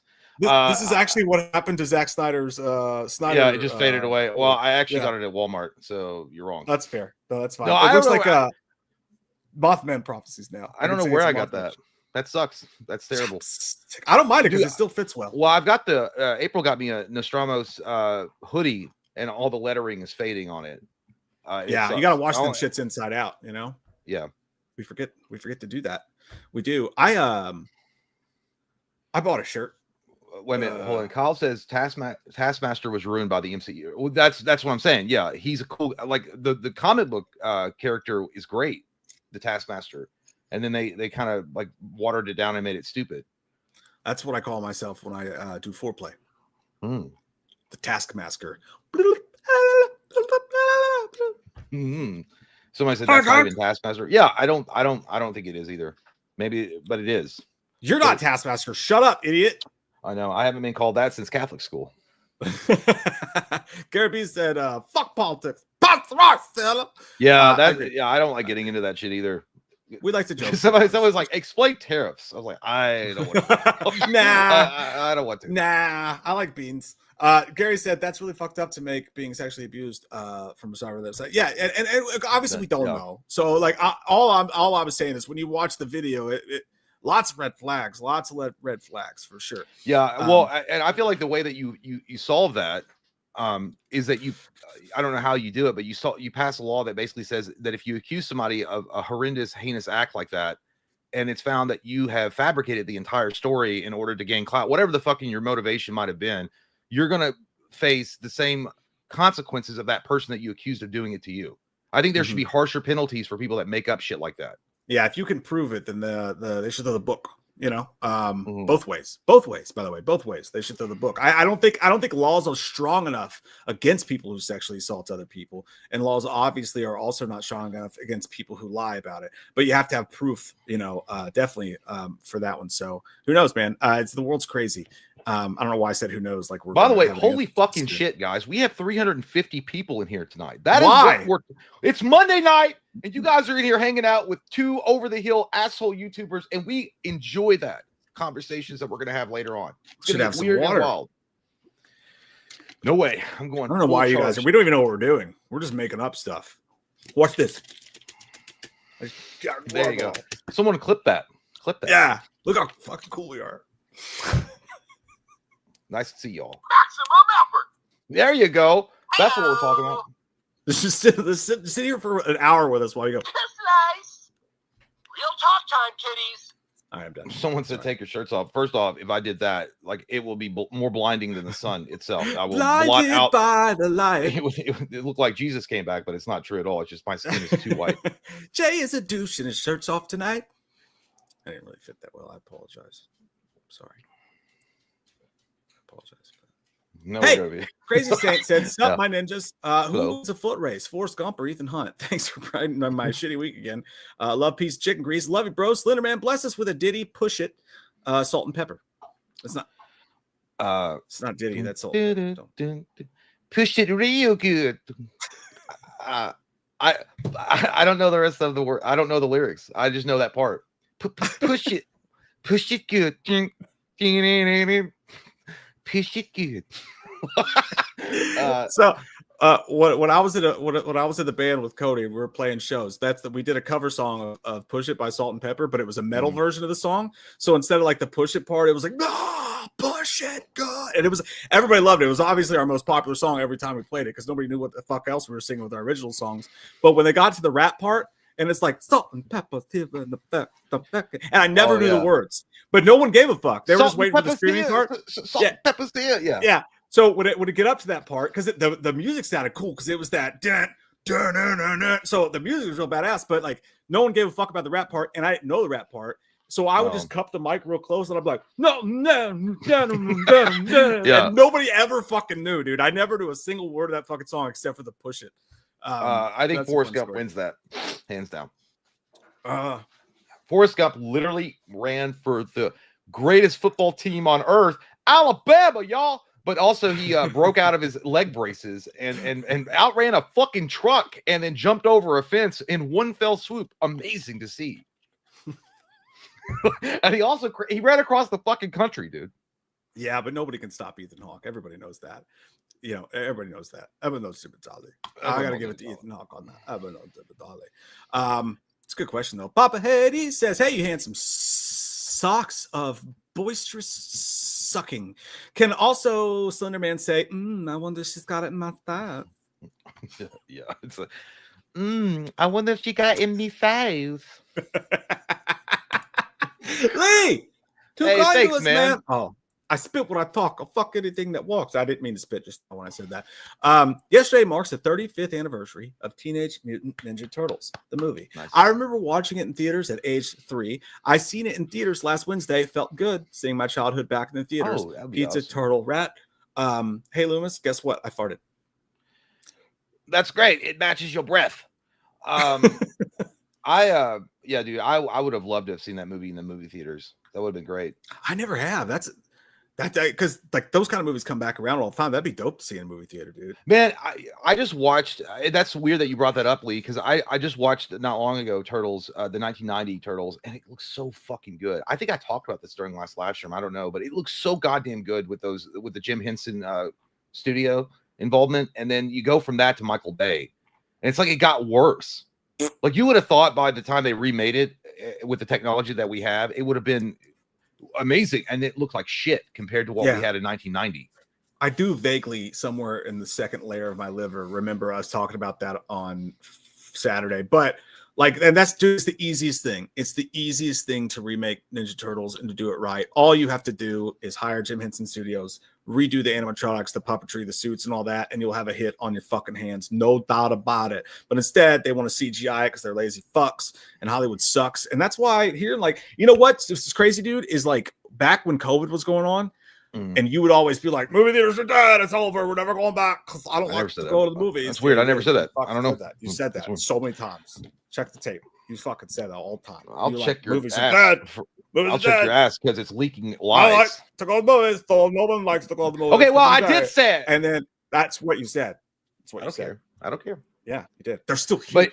But here's the thing. But I would have even taken the puppets from the 19. What was it? What year was it? The Turtles 3, where they look like they're on cocaine. They're like, how did you get in April's pants? They look weird as hell. Yeah, I would have taken those over the Michael Bay CGI monstrosities that we got. Now, I will give it credit for where credit's due. I kind of enjoyed the Michael Bay movies a little bit, but the CGI was fucking trash, dude. Trash compared to the Jim Henson studio. Huh? Oh, no. That's all I was gonna say was I'm actually getting worried now. Like, I'm getting worried as much as I fought you on that. Movie quality sucks so fucking much on so many levels when you look at certain aspects of movie making that I'm actually concerned, dude. Like, I think in 50 years we might not have movie theaters anymore because ticket sales out shit. I know. Shit. Well, the ticket sales are down. It's weird that you brought that up because there was a report recently that showed that there was a fuck ton of people that aren't going to the movies anymore, and they're like, "What could be wrong? Why is no one going?" Because you're not putting out good movies, and that's why people don't want to go to the theater to see it. That's what's happening. And I get that people are like, no, everything's actually awesome. Like, and that's a problem too, because like they'll put out a turret on toilet and people are like, oh no, I kind of liked it. And then they're like, okay, well, if you like that, we'll put out more of it. I don't know, dude. Just like when you look at the movie slate, there's just horror's doing great. Like, thank God for horror. Like, horror's doing really good because they're paying people to make original horror movies, like Zach Eggers, Jordan Peele, like all this stuff. Like, so horror's doing good, but not Marvel's even struggling. Like it's dire. It's dire. Well, you also got Tomo Ogato that's talking about. He goes, "I'm not dealing with shitty people trying to watch a movie," and that's true. And that's also another thing too. A lot of people just because with the streaming services that are available, you can watch Amazon. You can watch it from the comfort of your home, eat popcorn, fart in the seat, whatever. It doesn't matter. Get up, pause it, go to the bathroom, come back, and then not deal with people that are loud, obnoxious cocksuckers in public spaces. And that happens. I feel like that happens more and more often than it used to. It's insane. People are on their phones because back in the olden times, the 90s or early 2000s, when it wasn't that prevalent, you didn't have to worry about that much. People like having a big giant shining spotlight on their face while you're trying to watch a movie, and then you see this look, and then, I don't know. It is, and it's so easy also, to turn your brightness down. Yeah, but I think it's also I think the big reason why it's happening is that they're just not making good enough movies for people to go in and watch it. Yeah, no, a lot of it, like a lot of movies that come out just suck these days. I hate to say that, but they really do. When you go back and you look, and by the way, one of our upcoming streams is going to be top 10 movies of the 90s as a whole. That's our next one. The essential top 10 of the 90s from each of us. But like, I just think when you look at the slate of movies that came out then, and then you look at what comes out now, you're like, oh my God, you got to get on that shit, man. It's bad. Yeah. It's like incomparable. Hollywood right now is creatively bankrupt. They don't have either. They don't want to take chances or hire people that want to take chances, and they're afraid of what, canceled this or canceled that, or if they just don't want to take chances on anything anymore. And I think that has literally stagnated their creativity. And on the flip side of that, a lot of these original movies they put out, we've been so conditioned as people with Netflix. It's like a lot of people don't even pay attention to movie news, whatever, and they'll just go on Netflix and be like, okay, what does Netflix basically tell me to watch? What's top 10 today? Yeah. What's the trending show that everyone at work is talking about, and whatever it is, I'll watch that so that I can be involved in the conversation. And that's cool. And there's nothing against that. But what I'm saying is, when they put out an original movie in theaters that doesn't have the heat behind it of some sequel or IP or remake or whatever, people don't feel that need to go and be connected to the rest of the world by going to the theater to see an original movie. So when they do put out original movies, a lot of times they fail at the box office. So like Hollywood's almost fucked too. It's hard to even blame them because like we put out an original movie, you guys don't fucking watch it. So we have to do fucking Thunderbolts 7. We got to do. Well, they got to come up with something. I mean, look at Disney. I mean, the fact that why don't you guys just make like original content like you used to, a cool animated, new movie instead of remaking classic films and doing live action bullshit? Yeah, I don't know. No, Disney. Especially when the main companies in charge can't see past their own stupid fucking faces. When you got a movie like Strange Darling, for instance, Strange Darling should have been fucking huge. It was original. It was smartly written. It was sexy. It was interesting. Nobody fucking saw it because they just knew that they would waste a bunch of fucking money marketing that thing because everybody just wants to see Iron Man fucking 7. Kind of sucks. Alto Knights, Robert De Niro, fucking a bunch of the people who made Goodfellas just put out a goddamn mob movie, a mob epic. And I know there's Robert De Niro. There's a bunch of baggage that comes with that now because God forbid everyone has to be, it's got to be about your politics. But like nobody gives a fuck about that movie. That's crazy. In the 90s, if that came out, everybody would be talking about it. Epic. Yeah, I know. It's nuts. Well, but I tell you what, I'm gonna have an epic PP stream. Do it. I will be back though. I will be back. P harder. JP's harder 7. The Chronicles of Narnicock.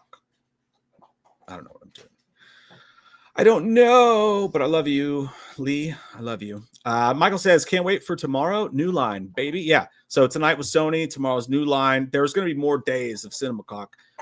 So hopefully more news. I'm shocked, dude. Like I thought for sure we'd have some fun stuff, but I keep refreshing and it's like some Trump stuff. Your favorite Japanese girl group, fucking just a bunch of dog doo-doo. Like there's nothing happened. I don't know if Sony's just like not doing anything cool. There's one Sony story to talk about that involves Spider-Man and Venom that we'll talk about when Jay comes back. Gary says, Mike, do you like All American Rejects? I saw them live Saturday night. They sounded good. Dude, I love All American Rejects. Funny story. I saw them when they opened up with Blink when Tom was out of the band. Day to Remember and Blink at Riverbend in Cincinnati, and All American Rejects opened, and they were really fucking good, man. Like he came out and he was like, yeah, we used to be basically like a pop punk boy band, but we don't give a fuck now. And it was just like, he sang one song that was like, we don't give a fuck, getting high in the back of an ice cream truck. And it was a fucking bop. I thought they were back. But their Demon song that they came out was pretty good. They got some of their new songs pretty good. I dig All American Rejects. I would go see them. I'd go see them right fucking now, Gary. Jeremy Shelley, thank you, sir. Michael J, I love you guys. What do you think about the Texas Chainsaw reboot, Street Fighter reboot, Mortal Kombat 2 upcoming movie? Also, this is the best channel on YouTube, period. Thank you, buddy. We really appreciate that very, very much. If you guys don't know, so the Texas Chainsaw Massacre reboot may be bullshit news. We don't know. The story was that Texas Chainsaw Massacre was being rebooted and that the guy who made JT Mulner, who was involved in making that movie I was just talking about, Strange Darling, was involved. And they were going to make a script. And if they made a script, that Glenn Powell wanted to read it to possibly play a part. And that was a big news story that came out, which is very exciting, except for the fact that, like, are we just going to forget that we were promised that Fede Alvarez produced goddamn sequel to 2022's Texas Chainsaw Massacre? We're just going to forget about that. But apart from that, Glenn Powell works with the Texas Chainsaw franchise for sure. But JT Mulner also came out right after that and texted, don't believe everything that you read. So it's like, okay, so that story sounds like it's not true. But they are shopping. Like the Texas Chainsaw Massacre is apparently a hot property. A lot of people like Neon and A24 are bidding. So the good news is we are definitely going to get more Texas Chainsaw Massacre. I like it. Yeah. Get me my chainsaw, cousin. I wonder who's going to be. I wonder who's in the lead though. A24 and Neon. I mean, Neon's a good company too. I wouldn't mind seeing Neon produce it, but pretty much the same, right? Between those two, like yeah. And there was another one that was involved too. I can't remember what it was.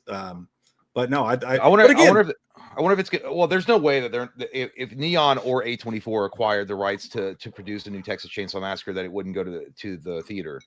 They're not going to put it on Netflix or some shit like that. Yeah, that's true. Or streaming or straight to streaming. I just can't believe that. I'm so like journalism is fucking stupid. Like Fede Alvarez went on that entire goddamn Alien Romulus tour, right?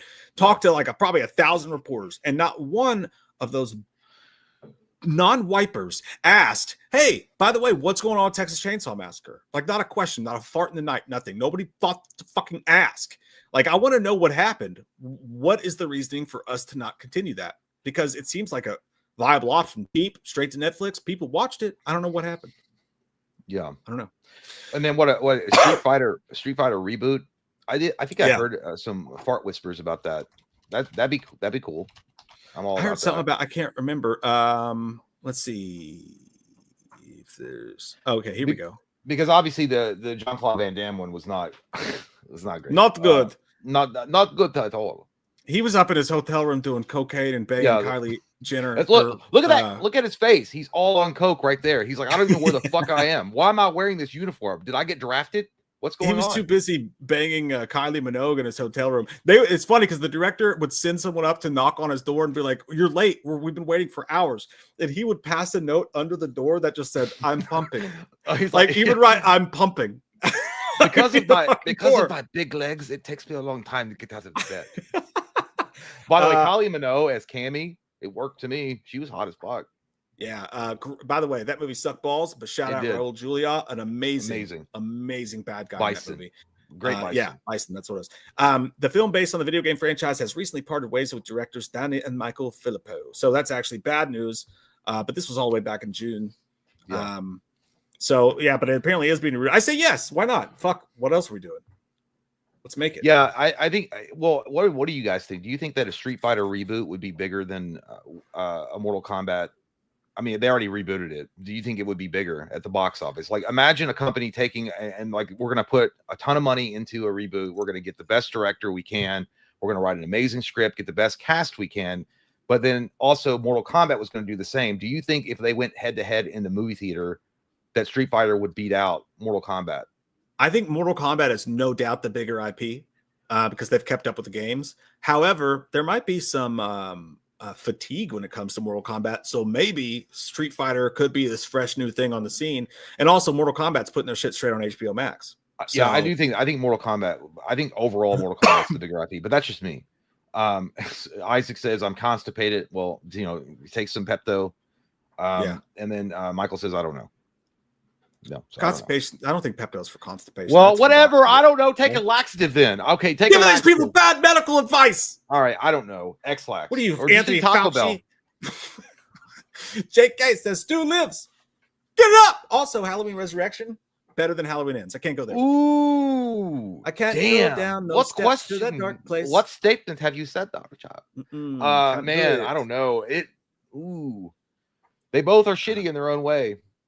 They both are really bad in their own. It's like, what STD do you want today? Do you want chlamydia or do you want gonorrhea? Or not gonorrhea, but herpes. Herpes will last forever, and it's really bad. But chlamydia is not great either. I'm going ends every day of the week, twice on Sunday on that one. Katie Sidebottom says, got to hang your shirts to dry so they don't fade. That's true. Also, if you're kind of fat like me, it's also best to hang your shirts because they don't shrink that way.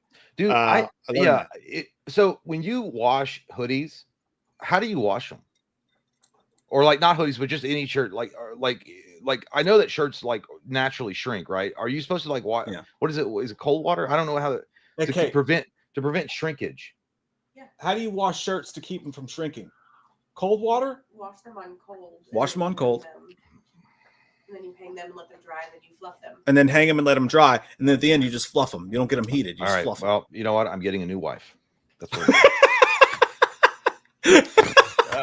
You know why? You know what's happened is because I have shirts that I was like, well, I've gained quite a bit of weight and I'm fat as fuck now. And yeah, it's not me. It's definitely not me. No, it's not me. It's not me. It's not. And you know why I know that? Because I ordered the same size shirt from Amazon and it fit like a glove. Okay, better than O.J. Simpson's glove in court.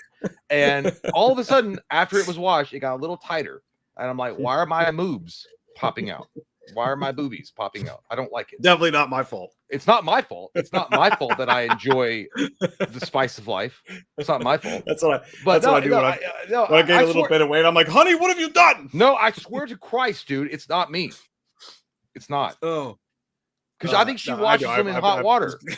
I'm just kidding because that sounds like something I would say. I'm like, I know. My wife must not be washing these because I can order the same size shirt from Amazon, and when it comes in, it fits perfectly. Yeah, and like it's got the looseness to it, and then all of a sudden, when it's washed, I feel like that he looks like fucking what's it, Snoop Dogg with a bra, and I'm like, what the fuck just happened? You know what I do, dude? I flip the script though. I say fuck that shit. I buy the shirts extra large and then I put them in there and let those fuckers shrink. Next level. Let them. I know shrink, that, but buy them big. But if you get it, but if you get it XL and then they wash it wrong, and all of a sudden it gets tight on you, then you're like, what the fuck is this? That's true. Now, That's true. what I got to go to 2? 2XL. Yeah, that's right. 2XL. Damn. Oh shit, here we go. Michael Parton says, I hope we finally get a new Soups trailer. Also, did you guys watch Captain America 4 yet? And do you think it's true Chris Evans is going to be in Fantastic Four? Like as a multiverse coming back as Flame War again? There's been rumors that Chris Evans is going to return. I probably. I think he'll come back as Johnny Storm. It would be, well, no, I don't know. Maybe because I think it would take away the thunder of the new Fantastic Four. So maybe they won't do that. They just hired a new Johnny Storm. Why the fuck would they do I know, that? but there is rumors about Chris Evans coming back and reprising a role from either being Johnny Storm or maybe even Steve Rogers. But the thing is, I've not seen Captain America. Amazing, great jawline, wonderful skin, the hair, great complexion. But here's the thing: I think that I have no desire to see Captain America 4, none. When it becomes available on streaming, I might check it out. I don't know. I just don't really give a shit. It also looked like Harrison Ford kind of like telephoned that one in. He didn't. I don't know. There was something about that movie I had no desire to see. But Chris Evans coming back and being a part of Avengers Doomsday and Secret Wars, I could see it happening. Whether or not he's going to, I think if they're going to bring Chris Evans back, they're going to bring him back as Steve Rogers in some way or another. Yeah. So my thing with the Captain America movie is this: it just doesn't feel like a movie I need to see. Like it doesn't feel like a standalone movie I need to watch. You know what I mean? It felt like they were like, "Look, Red Hulk's in this," and apparently he's only in it for a couple minutes. And it's like, I see no reason to watch that. And that's the problem with Marvel as a whole. It's like, well, you got to watch this movie to be tied into that, and then the series and whatever. And like, no one gives that much of a fuck about Marvel anymore, except for the diehards. So if you're gonna get me into a movie, you're gonna have to make me go, I want to see that fucking movie about those characters. And there was nothing in there I needed to see. You know, well, I didn't look that good. It was ugly. The trailers. I definitely feel like Avengers Doomsday and Secret Wars is Marvel's Mark McGuire moment. They've got to hit that fucking home run and break that. They have to get it back because if these movies don't do well, I think. Could you imagine if those movies fucking tank? By the way, if they die, MCU dies. MCU dies. I think if those movies fail, MCU is over. And here's the thing. I think Deadpool Wolverine gave them a little bit of breathing room. It gave them a little bit of breathing room because that movie was incredible and it made them a lot of money. But they've got to have these movies do well or they're fucked. And not to mention the fact that you look at the cast. Look how expensive that movie's going to be. It's got to make over $1 billion. It was crazy that they don't understand is this. Like the Daredevil Born Again series is so goddamn good. So here's the thing. You could tell me, I'm just coming up with this out of nowhere. Like you could tell me, okay, a trailer comes out. It's a Daredevil movie, just Daredevil, no sidekicks, nothing like that as far as we know. And it's the raid story, right? Like he has to start at the beginning, at the top of a building and clear the building out to get rid of the bad guys in Hell's Kitchen or whatever. And that's the story, right? Like that's all you have. And it's an action trailer and it's dark and it's fucked up. I'm there day one. That's all I need. Meanwhile, they're like, look, it's the new Captain America plus Red Hawk, plus it ties into this, plus we're doing all this crazy CGI shit. I don't give a fuck. Like, just go back to making singular great films and we'll be good. Like, that's all you got to do. Clinton says the MCU can go to sleep for a little bit. Or maybe it needs to go to sleep a little bit. You're not wrong. I mean, you're not wrong. Maybe they take a break in between, but they just can't. The machine keeps moving. They have to keep going because at this point, they're already deep into it. Let's desperately make another Avengers rather than starting over with singular stories that tie into something down the line. After the originals left, Robert Downey, Chris Evans, Chris Pratt, all the Chris's, and the original lineup of the Avengers is no more, and they were banking on these secondary characters coming in and filling that void. Just didn't work. It didn't pay off either because they didn't do a good enough job of giving these other characters backstories that worked. Or they were moving too fast. I don't know what it is, but I think that right now Marvel is in some deep doo-doo. Yeah. I feel like that's why they tapped Robert Downey Jr. to bring him back in some capacity. They're relying on nostalgia to get people back into the theaters to get excited for their projects because all this other shit they've been putting out, nobody cares. Nobody fucking likes these characters. I got a tinkle tom. Take a tinkle and toilet. We're at 8:17, by the way, with Lee, Beautiful Man Bowers. I'll be right back. All right. Just kidding. I'm here right now. Fuck you. Scary. That's all I'm Lee. I'm coming, Lee. Hold on. Dude, I literally clicked on your. Thank you, Lee. I clicked on your comment. I didn't know I could delete it. That's weird. Thank you though. Lee says, imagine Teenage Mutant Ninja Turtles 1990 on 4K. They added the deleted scene or the delete scenes and make it a director's cut. Thoughts? That'd be great. I'd love to see more TMNT 1990.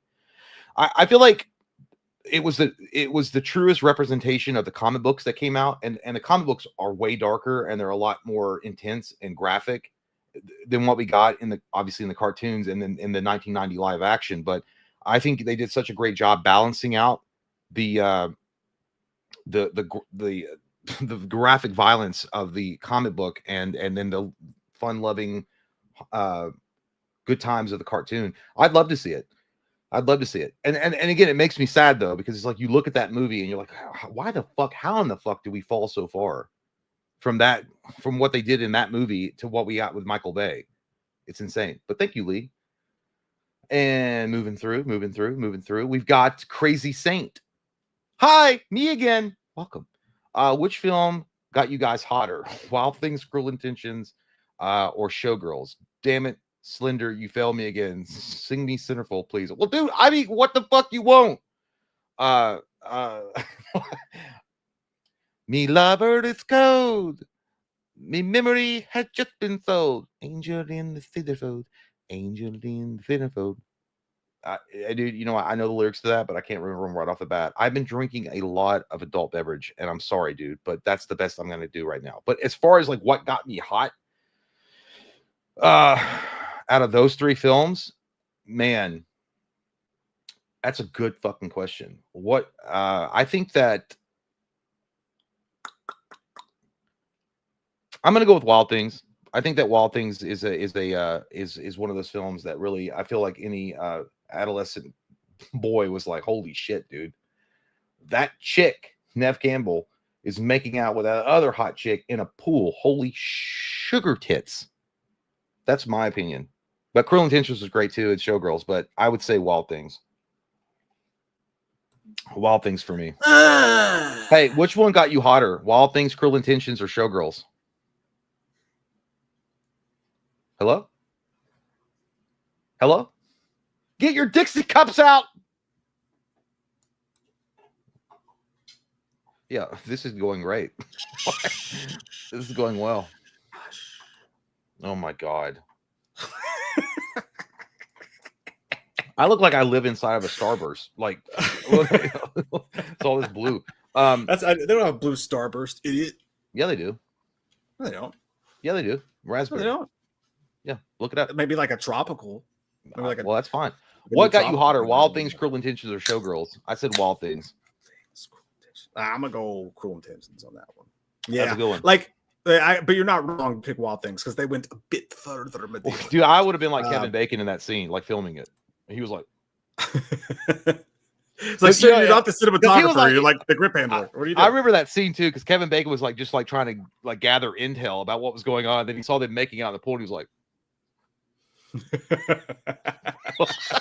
yeah. But Michael Parton comes in with Glenn Powell involved. TCM will be fucking sexy. Yeah, he's a good looking guy. Chiseled man. Chiseled. Wonder what? Yeah, we'll see what happens. But chiseled. Hopefully, it's good times. Hot. We also have Space Ghettos 93. I think the worst thing about movies now is everything has to be bigger. Budgets, the CGI, monsters, etc. They could literally make a new RoboCop 80% practical for 15 mil and roll in returns. Hell, wow.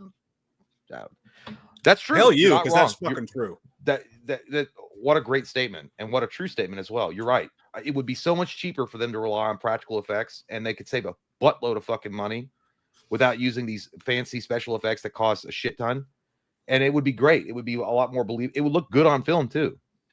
Yeah, like I no one can explain to me why film doesn't go back to the way they used to do it in the 90s with practical effects and stuff like that. It seems like it's cheaper, it's harder, but you just hire professionals, man. Like, I don't understand. Like, well, not to mention, I think that it might not even be as hard as it used to be. That's what she said. because Winston's company's still out there. That's what I'm saying, because I feel like technology has gotten to a point where with practical effects, it wouldn't be as bad as what they had to do back in the day to make those practical effects work on screen. I think that 100%. there's a lot more advancement in using practical effects with the technology that we currently have, that it would be way cheaper than it used to be, even back in the 80s and 90s. But instead they just rely on the CGI. Well, you know what it is? It's laziness. I feel like that's what it is. It's like, oh, well, this is an easy way for me to just like do what the effect I want to see without having to do any kind of extra legwork for it. I think it might be control too, because like if you think about like the way studios are, they're like, well, if you're doing a CG thing, then you can just send me the files and I can approve it from home or whatever. You know what I mean? Whereas if you do dailies, you have to spend all that money to set up the shot and then they send them to you. So maybe that's it. I just can't fathom, because CG is so expensive, especially if done well. I just don't. I mean, like the 90s had all the best movies, and like they didn't have CG. So like, why is no one in Hollywood going, hey, I'm going to start a studio and I'm going to do everything backwards for a little bit and see how people react to that shit? One of the best films of the 90s, Terminator 2, had CG, but it was done so well and effectively, better than they have today. Exactly, dude. Like, by the way, on 4K watching T2, that shit holds up so fucking well, dude. Holy shit! You know what else was fucking great in 4K? By the way, this movie had a ton of CG. My wiener. But I love your wiener in 4K. Huge. That was my Valentine's present from Jay this year. It's like my wiener in 4K. But Constantine, the 4K of Constantine. Oh, I haven't seen that. Fucking hot, dude. It looks great. I can't. By the way, can we get a Constantine 2? I want it. They're making Keanu Reeves wants it. Let's have it. They're making it. In February of 2025, Keanu said that him and the director of the original film got the green light from DC Studios to make a script set in the same world as the first movie. But that was in February, but not that long ago. So we'll see. Well, that's what we want to see. That's what, like, listen, I know it's not comic accurate, and I knew that. Like when I watched the first film back in the day, I'm like, yeah, it's not exactly. It doesn't follow DC Vertigo exactly, but I loved it, dude. I think Keanu Reeves crushed that fucking role. I had a great time watching it, and yeah, it wasn't like some masterpiece Shakespearean script, but it was still good. I enjoyed and I was like, oh, I can't wait for the sequel, because they ended it on such a cliffhanger. You're like, oh, here we go. He's got some fresh pair of lungs. He's going to chew some like bubble gum, and he's going to take down demons. And I was like, I'm all there for it. And it was like nothing happened, but it's amazing. 20 years, no sequel. That's crazy. Because it did okay. It did like it did like 230 million at the box office, with a budget was between 70 and 100 million dollars. Like that should garner a sequel. Yeah, I mean, I guess for them it didn't make what? How much was it? Was it the budget was 70 to 100, and it made 230 worldwide. Well, that was, so it's enough to make a sequel.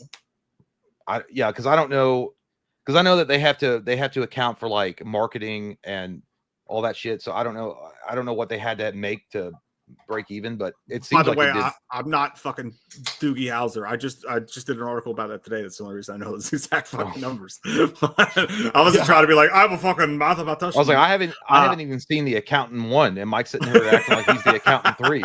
I should have just let that go, and people be like, damn, I really need to get on my shit. Oh, like it's like, God damn, dude, like he knows his math numbers. You know better. You know better. The Field of Scream podcast says, Slenderman, if you were in Skinamarink, would you have saved the kids, or would you have teamed up with a monster / entity? Wahlberg judged his decision. Okay. So what me would have done is like, children, stop yelling and screaming and running into these rooms when someone call you upstairs or downstairs. It's obviously a monster booger thing in there, and it won't hurt you real bad. So just to hear me quiet. Shh.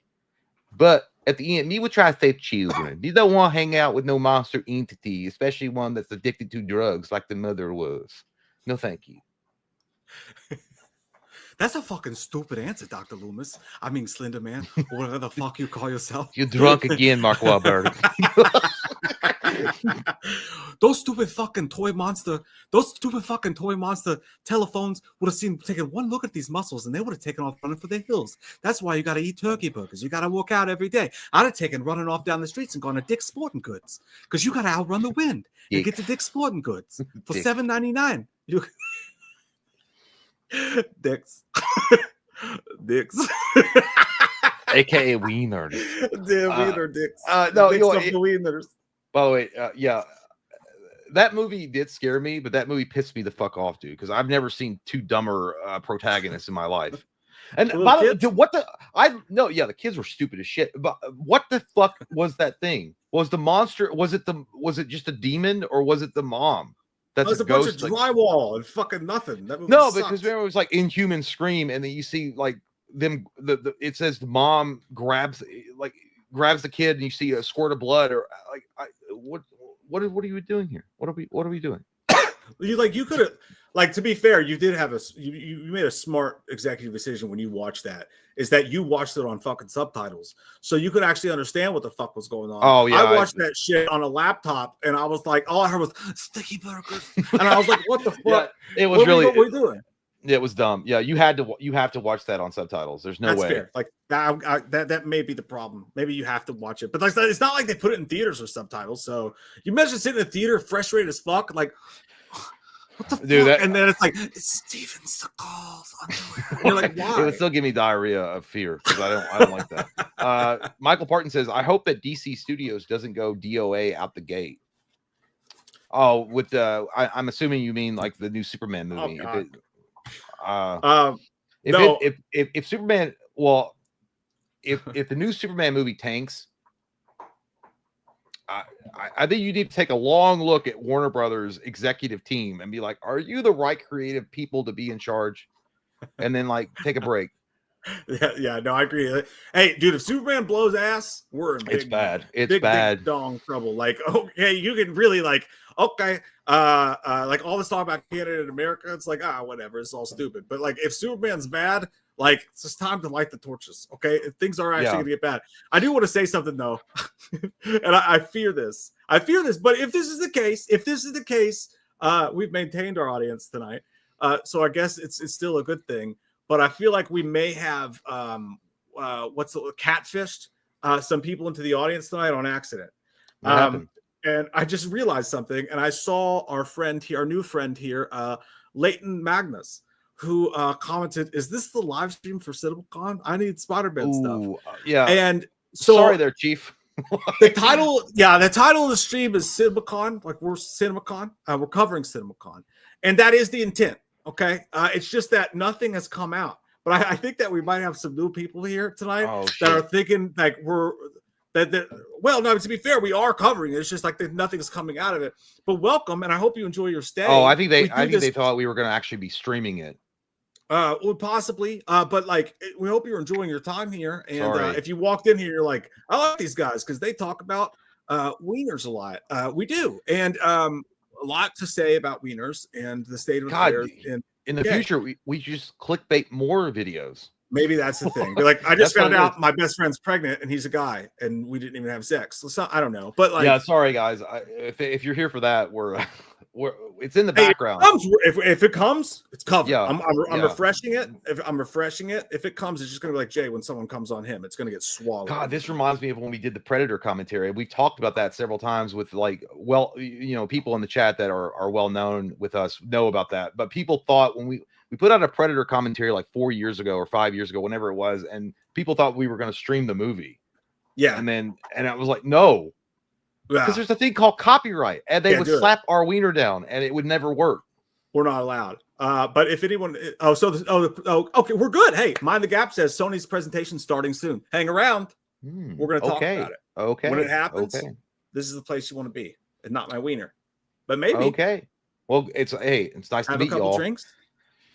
Yeah, it's like sending out invitations to high school and for a party, and then you didn't think anybody was going to show up, but they heard that you had free beer, but you really didn't, and you only had soda, but they thought that you were going to have free beer, and then everybody shows up at your door. I'm like, "Where's the beer?" I'm like, "I don't know, man, but we can get some. We can figure it out." Nobody drink the beer. The beer's gone bad. It's like somewhat. You turn it on instead. It's just me and you, and I'm like, from this light, you somewhat resemble David Duchovny. Dan D comes in saying, you guys know what the cure for the mid MCU is. Make every movie after Secret Wars about the X-Men and blast that X-Men 90s theme nonstop in them. Wow. I like the way your brain works and goes to different parts of creativity, because that would actually work. I think you're right. I think if they did a massive refocus of the MCU after Secret Wars, and it was just nothing but X-Men centric type of films, and then they have the X-Men 90s MILFs too, and they have the X-Men. Why don't you just stop and let me talk? He said milk. Well, maybe I was remembering my Pornhub searches last night. But no, like you have like the X-Men themed type of stuff after Secret Wars. I think that would be great. I just want to see them reboot X-Men and have that as the opening title screen. Here's the problem. They won't. Marvel sucks. They don't know what the fuck they're doing. And as the news has hinted at, when they cast the X-Men, dude, they're going to cast a bunch of fucking teeny boppers. And they're going to try to do First Class again. It's going to be a bunch of Sadie Sinks. It's going to be a bunch of shit like that. And it's going to be Stranger Things, but we're X-Men now. That's probably what they're going to do. We're never going to get Jim Lee's fucking X-Men on the silver screen. Not by Marvel. Bunch of fucking pussies. I think we have some hope. I think we'll have some hope. Okay. You take that hope and I need you to hope ass. again, Charles. We also have Gary B, Micah J. Go ahead. What? Go ahead and what? Look at the Gary B's. Let me the fucking house. God, that's a drunk Mark Wahlberg. Do not let him in your house. Let me the fucking house. You can't like that. But to be fair, when he did that, he didn't sound like Mark at all. Like, you know, he wasn't like, let me the fucking house. Like it was like, you know, yeah, it was. Yeah. By the way, that was next to Rockstar, Mark Wahlberg's best role in Fear. Jonathan says we had adult. Like, no, they are adult. It's not we had adult. They are adult. There was like one tiny faction where there were kids. They are adults. Well, I think what this boils down to is the fact that we really never got to see the Bryan Singer's X-Men do, like, first off, it was majorly focused on Wolverine, Hugh Jackman, which is fine. I understand. He was an amazing Wolverine. He's a great actor, and I get it. But they focused way too much and way too entirely on the Hugh Jackman story, Wolverine, revolving around Anna Paquin's Rogue and Famke Janssen's Jean Grey, and then that was it. And then you have so many great characters like James Marsden's Cyclops, perfect casting choice, perfect. And I was like, he's the leader of the fucking X-Men, and he got the shaft in those films, and you never got to see more. I never got to, and then even Halle Berry's Storm, you never got to see more of that storyline unfold. I don't know. I feel like that's the problem with the X-Men is, and you got to give them credit, dude. When the X-Men came out, it was the first time ever you'd seen a team up of those many superheroes in one film, and this was before MCU, and they did as much as they could. I'm seeing a lot of people in the chat saying we're buffering. Like, we look fine to me. We're not buffering on my end, but I'm seeing several people say we're buffering. We're almost up to 400 people in here. I don't know if that's buffering. That's what they mean. Looking good, looking buff. Cineroff. Hopefully not. I took my first name off because of a fight in chat. Oh, what happened? Yeah, I don't know. Like, I don't want that motherfucker to find me. I was talking mad shit. I don't know what happened. Because before it said Mark Sinroth, and that's actually my full name. Oh, okay. Easily Google it. Maybe that's what happened. It was the boogeyman. Take the strong hand. Yours or the turkeys. Take my strong hand. Stuff the shit out of it. Oh, it's good now. Okay, we're good. Okay, we're good. Crazy Saint says, question for drunk Wahlberg. You love me, bro? Kidding. Come to Planet Comic Con in Kansas City next year. The joke's on you, motherfucker, because I'm always drunk. I've been drinking Busch Light since I stole him off that Puerto Rican in 1994. And then stop the shit out of his face. Allegedly. So now we're all cut up. We're all here. Oh, me. Somebody said, I thought it was just my headphones. Well, I hope we're not like... we buffer everyone for a second for some reason. But it's back now. It's okay. No, it's that shadow ban from YouTube. They're trying to shut us down. It's because you were talking about all that alien shit, man. That came out. Dude, I'm telling you right now, I unless you're like Joe Rogan-esque like type of like success, they don't like that. Yeah, that's true. That's why we're not millionaires. It's because we're not. It's because we're not Joe Rogan. It's not because we're not talented. Yeah, it's fucking. Joe It's not Rogan's because we fault. tell mediocre jokes. It's talking about wieners.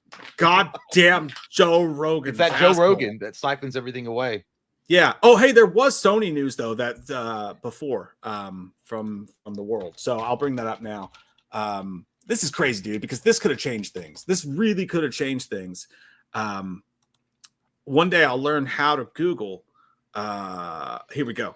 Okay, so Tom Hardy said that he's doing a press tour for a show right now, and he said that Tom Hardy says that Spider-Man the crossover got as close as I could possibly imagine to happen. Yeah, he said, "Stop! I don't want to subscribe." Oh shit! Yeah. While speaking to the playlist, he said, "We got close. We got as close as I could possibly imagine getting, apart from doing a film together, which I would have loved to have done because that just means so much fun. He's goddamn Dr. Seuss now. Says fundamentally for me, it would be for the kids." Because, as much as adults love superhero films, as you can tell by the box office when they're successful, I think I'm constantly reminded by children how important these characters are, and they don't know why their favorite characters aren't in films together. He alluded to studio politics being to blame. He said, "We were given a set of boundaries," but this is Tom Hardy, so it was probably more like, "We were given a set of boundaries." But he says, "And we were just really privileged to be able to play with a much beloved IP like Venom in a way that we were allowed to play. And in that regard, we did what we could and loved what we were doing. We poured all of ourselves into it within the remits of what we were allowed to do with them. And so the enjoyment of the work outweighed the limits of our possibilities with them because we just focused on what we were allowed to do and we loved doing it." So he's talking more about what they actually did. Yeah, so we're not gonna see that. No, but tell me though. Oh, by the way, you're right, Stoney. It's not breaking, but we should do it just for fun. Just for fun, because it's been. I totally forgot about this. That this existed.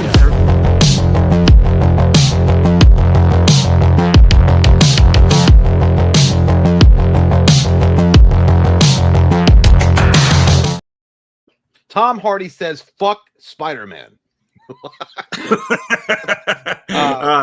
That's the big thing.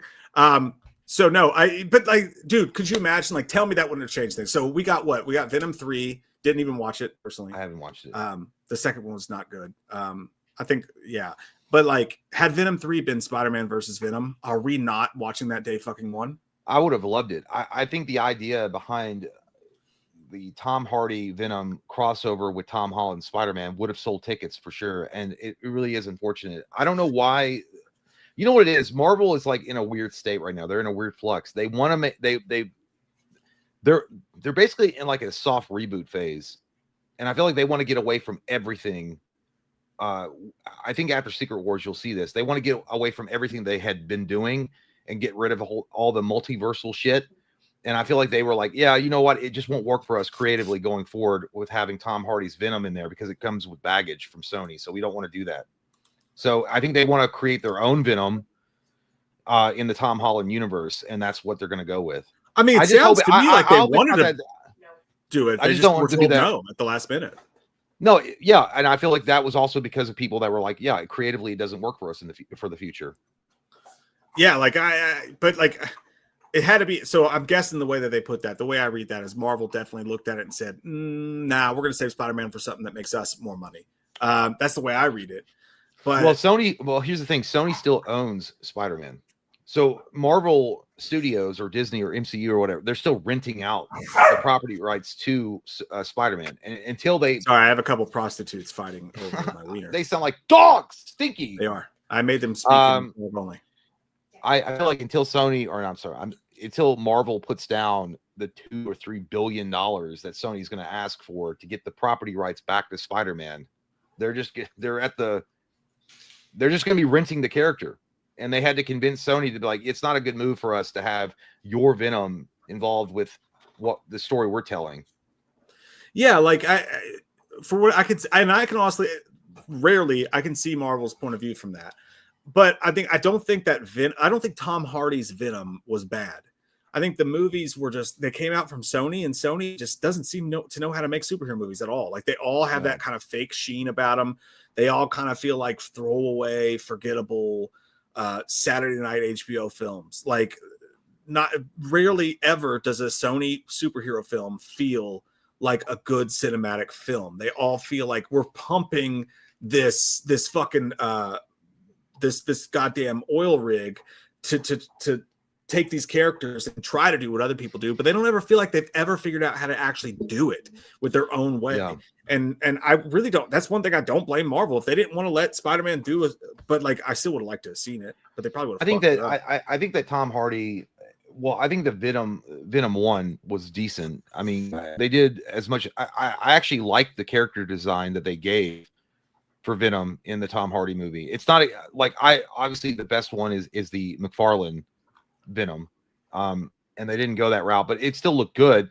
I would have liked to have seen Tom Hardy play off against Tom Holland's Spider-Man, but at the end of the day, I understand kind of where they want to go in their own direction and have their own in-house Venom. But dude, I don't trust Marvel Disney at all to not fuck that character up in some way or another.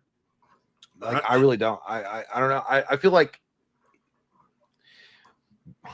but again, it's all weird. It's all up the air because again, after Secret Wars, it's a soft reset in the middle of all these movies. That's what they're doing. 100%. They're soft resetting the entire universe.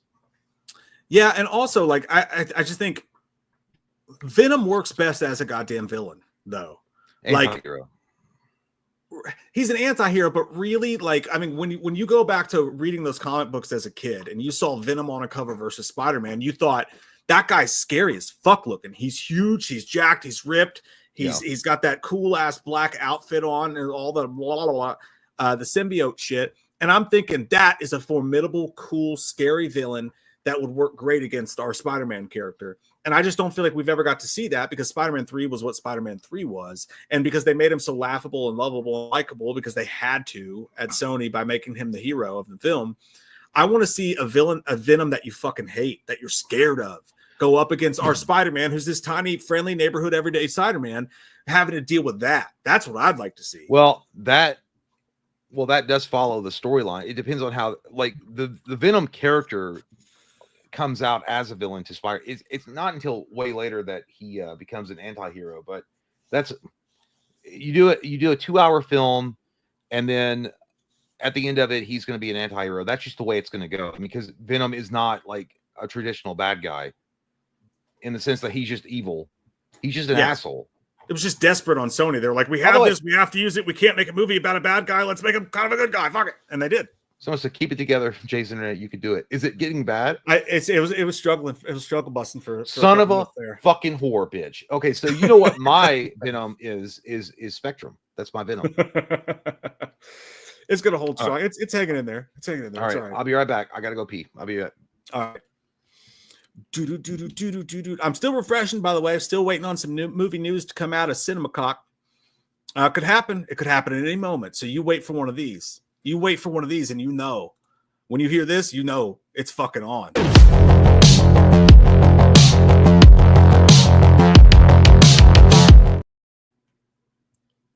Oh, I was thirsty. What? Who are you guys? How did you guys get in here tonight? Maybe it's 9 p.m. right now. So what's the actual CinemaCon schedule like on Sony presentation time? Let's see when it's supposed to actually like pop on here. The schedule, and it says tentative in big letters, is that Sony is supposed to I'll share this with you guys so you know what I'm looking at here. Blibbity blop, blibbity blop, blibbity blop. 6:30 to 8:45 p.m. Opening night of CinemaCon, Sony Entertainment kicks things off with an exclusive presentation highlighting its upcoming releases. Please power down your stuff at the start of the thing. So that's what time is that though? What like time frame is that? Where's CinemaCon at? It's like Vegas or some shit, right?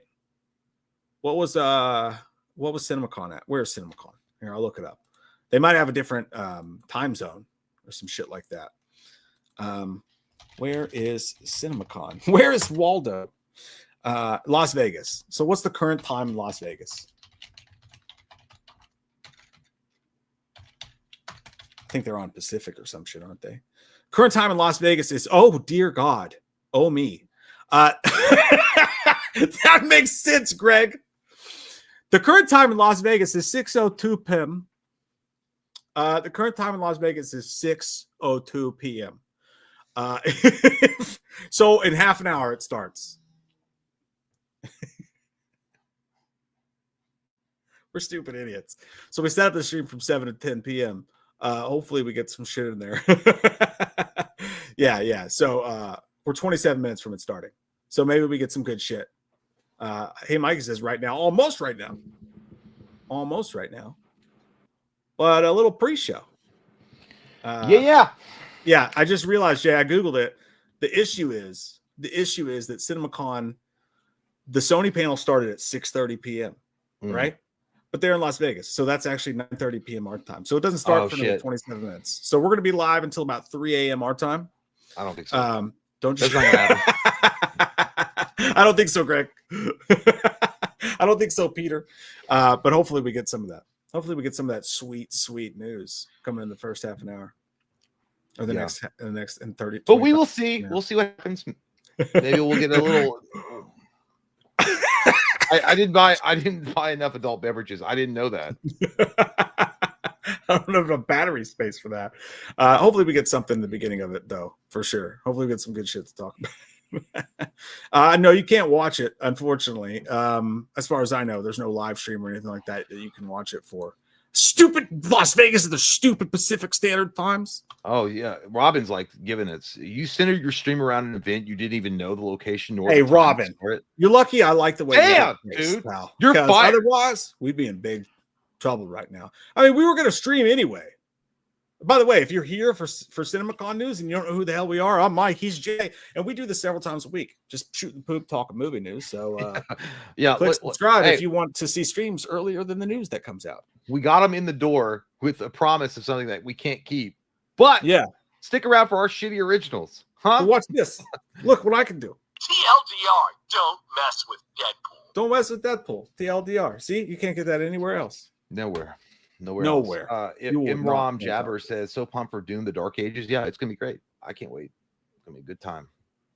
Even though I haven't played a game, I was planning on playing. I'm playing Wolfenstein right now, and I didn't do it, and I feel bad. I was like, yeah, I want to wait for Doom the Dark Ages for my first person shooter.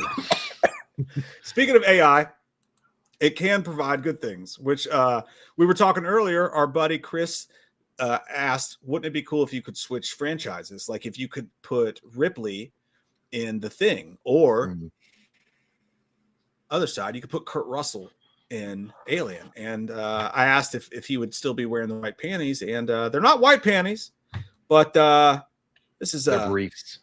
Here we go, baby. Kurt Russell. That's hot. Looking good, though. Looking good. Kurt Russell fighting off the Xenomorph in Alien. That's hot. I think he's too smooth. He's got to have like some chesticle hair. Yeah, AI's going to figure it out, but pretty good. Pretty good. I'd bang it. You know what I mean? Not bad. I'd bang it on my wall. I mean, I'd bang it on my wall as a picture. It sounded like you said he had an old man boat. Throat. Like he doesn't look like the youthful Kurt Russell face.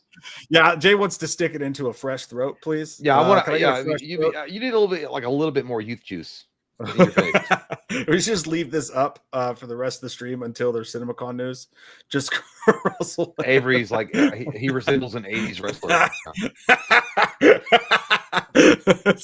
I wish I could make this the full screen, and it's just like you pull on here for some CinemaCon news, and it's just, well, he's got a nice dong.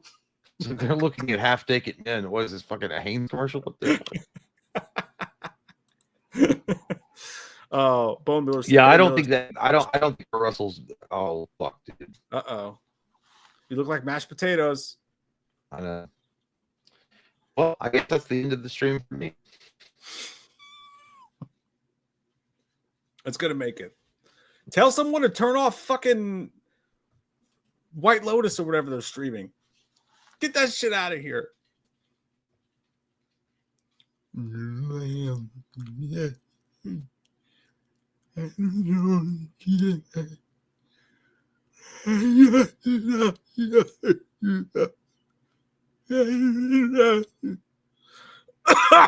actually made me cough a lot.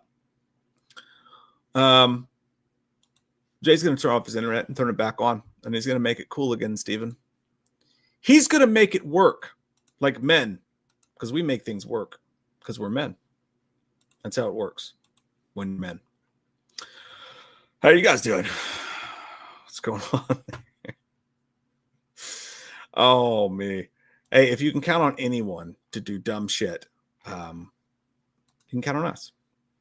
You can count on us. All this new internet, sometimes the world just says, you know what? You're the ones who I'm not going to allow to succeed. You. Fuck your internet, pal. It's not going to happen for you. Sydney Sweeney is in talks to star in the Gundam movie. I don't know what the fuck that is. That's a song, right? Like an old popular song, Gundam style. Dun, dun, dun, dun, dun, dun, dun, Gundam style. I just fucking did that. I'm fairly ashamed of myself, actually. I'd like to apologize for anyone watching the stream right now who had to experience that. You guys think Sydney Sweeney's overrated or underrated or properly rated? Like, where do you put that? I think overrated, but it's nothing against her.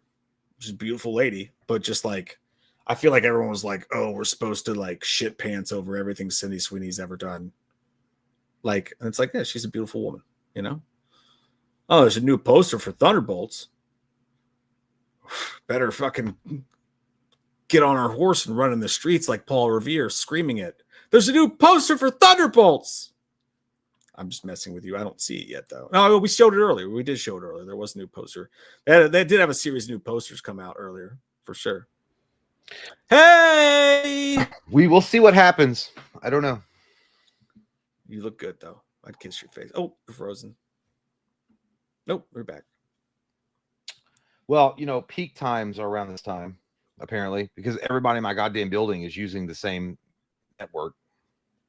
Tell April to stop download full albums on fucking Napster in the other room. She's literally watching Amazon Prime HD 4K. Hell, make her turn it off. I turned it off. I said, don't you ever do that again.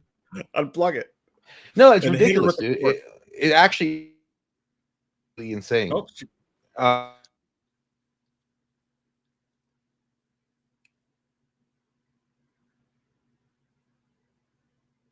Gundam style. oh, there you are. No, this is insane. I have no idea what to do. What's your speed say? It's over like 200. That's fucking wild. That's crazy, jeans.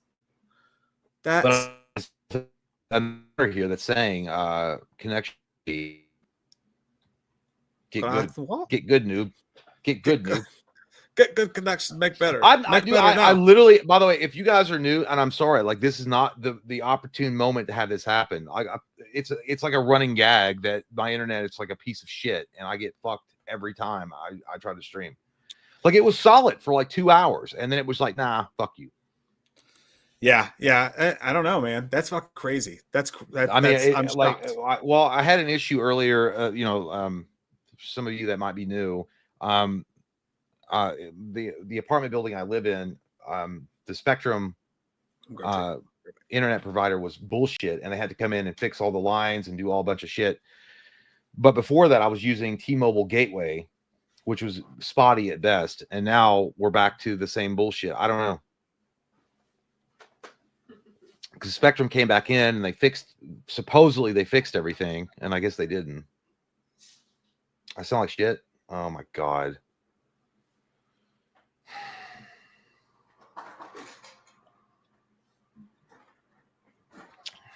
Hold on.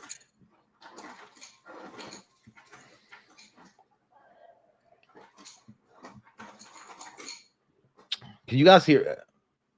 I'm always doing it because it's Spectrum's fucking fault, dude. It's not my fault. I don't just blame them for no reason. Fuck them. No, dude. Courtney says I got to get Starlink.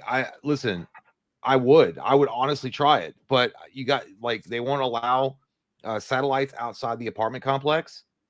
Like you can't, like literally the only hookups that are available in the apartment complex are Spectrum. I'm not allowed to put anything on the outside of the building, like dishes or whatever, like satellite dishes or so it wouldn't make it. It wouldn't. Spectrum more like Rectum. Yeah, it stinks. It stinks. It's terrible. Don't like it. Don't like it. I'm coming in clear now. Yeah. Well, hopefully that lasts. I mean, dude, it sucks, dude, because you're paying. It's like over $100 a month for fucking internet, right? For like their fastest internet that they can give you, it's over $100 a month, and then it's like bullshit. It's all shit, and there's no. I mean, I don't have a recourse for it. I don't have anywhere I can get, because like, again, the apartment complex I live in, they have one hookup and it's for Spectrum. That's it. Sounds like our youth. One hookup only. Yeah. One Take has just tweeted that they are at the CinemaCon, the Sony presentation at CinemaCon. So it looks like it's about to go down. They got there's what it looks like. They got the Sony pictures. There's not a lot of nobody people there. Looks like a Kamala rally. No, I'm kidding. Or what they said was Trump rally. It looks like the Snow White box office. It's like, I'm here early. That looks like our audience here in about 20 minutes. No, there's so hopefully we're getting something soon. Yeah, as long as my internet survives the most unfortunate thing that's happening right now is that I have Gundam style stuck in my head because of the jokes that were going on earlier. So me making a drink just now, sitting here just now, in my fucking head, all that's going on is dun dun dun dun dun dun dun dun. It's Gundam style, dun dun dun dun dun, and it's just fucking. It sounds like Mortal Kombat Gundam style. Gundam style, Gundam style. That'd be better, actually. Well, here's what horror franchise does Sony have? That what Thanksgiving. Do they have? Yeah, Thanksgiving's one. I think. Well, I think Lights Out might have been one. It could have been Blood, but they just announced today, by the way. The director, Pony Smasher, said that Lights Out 2 is never fucking happening. So take your fucking balls and go home. We're never getting Lights Out 2 because he said it's been 10 years, nothing's happened, and the time has passed. So you can put that baby to bed right now. I almost said it. Are you guys brothers or twins? Neither. Days. Yeah, we've just known each other for over 30 years. Sexually. Yeah, that's it. Which would that mean we were fucking? I'm not going to put that. You don't want to say that. Matt Roberts said, "I just got out of Woman in the Yard. It sucked ass." Indeed. Yep. That's a great review. You should put that on Rotten Tomatoes. Basically, that was my review for it. I just did like a like a YouTube short, and I was like, "This movie fucking sucks." Well, yeah, Mike gave us the spoiler last stream. Which, by the way, what you said, I'm like, yeah, that absolutely sounds like dog trash water. I don't want to have anything to do with that. Yeah, dude, the entirety of the movie is just this woman be like, I'm so sad, and like not paying her electric bill and like taking care of her kids, and her kids are like, please, we're hungry, and she's like, I'm not going to the store today, and then like all of a sudden a woman shows up in the yard and she's like bleeding from her, and she's like, today's the day, and then the woman's like becomes an even shittier mom out of nowhere, and then the whole movie turns into a stupid soliloquy about grief, and it's awful. Somebody was asking, how are y'all watching CinemaCon? Where is it live streaming? In my ass. Yeah, it's on this channel. Obviously, we have a contract with Sony. They're going to exclusively stream it here on YouTube. We are. All we're doing is we're watching for the updates, and we'll talk about them as they come out. Did make a small error in that we didn't realize it was Vegas time, so we thought that shit started like 2 hours ago. But here we are. It is what it be. It is what it be. Yeah. And here's another. Hey, we're getting small snippets out. Nothing new yet, but this guy is there, and there's that's what it looks like. This guy, whatever that could be, it could be. I don't know. They are thinking, you know what? I should have taken that job as a barista at Starbucks. This is not what I thought. This is boring as fuck, and I have to pee. The security guard here is like, yeah, man. Real big fucking is like, hey, my girlfriend's in there. It's like, hey, man, a lot of people's girlfriends are in there. All the three people in the red shirts are like, who the fuck gave you permission to take pictures?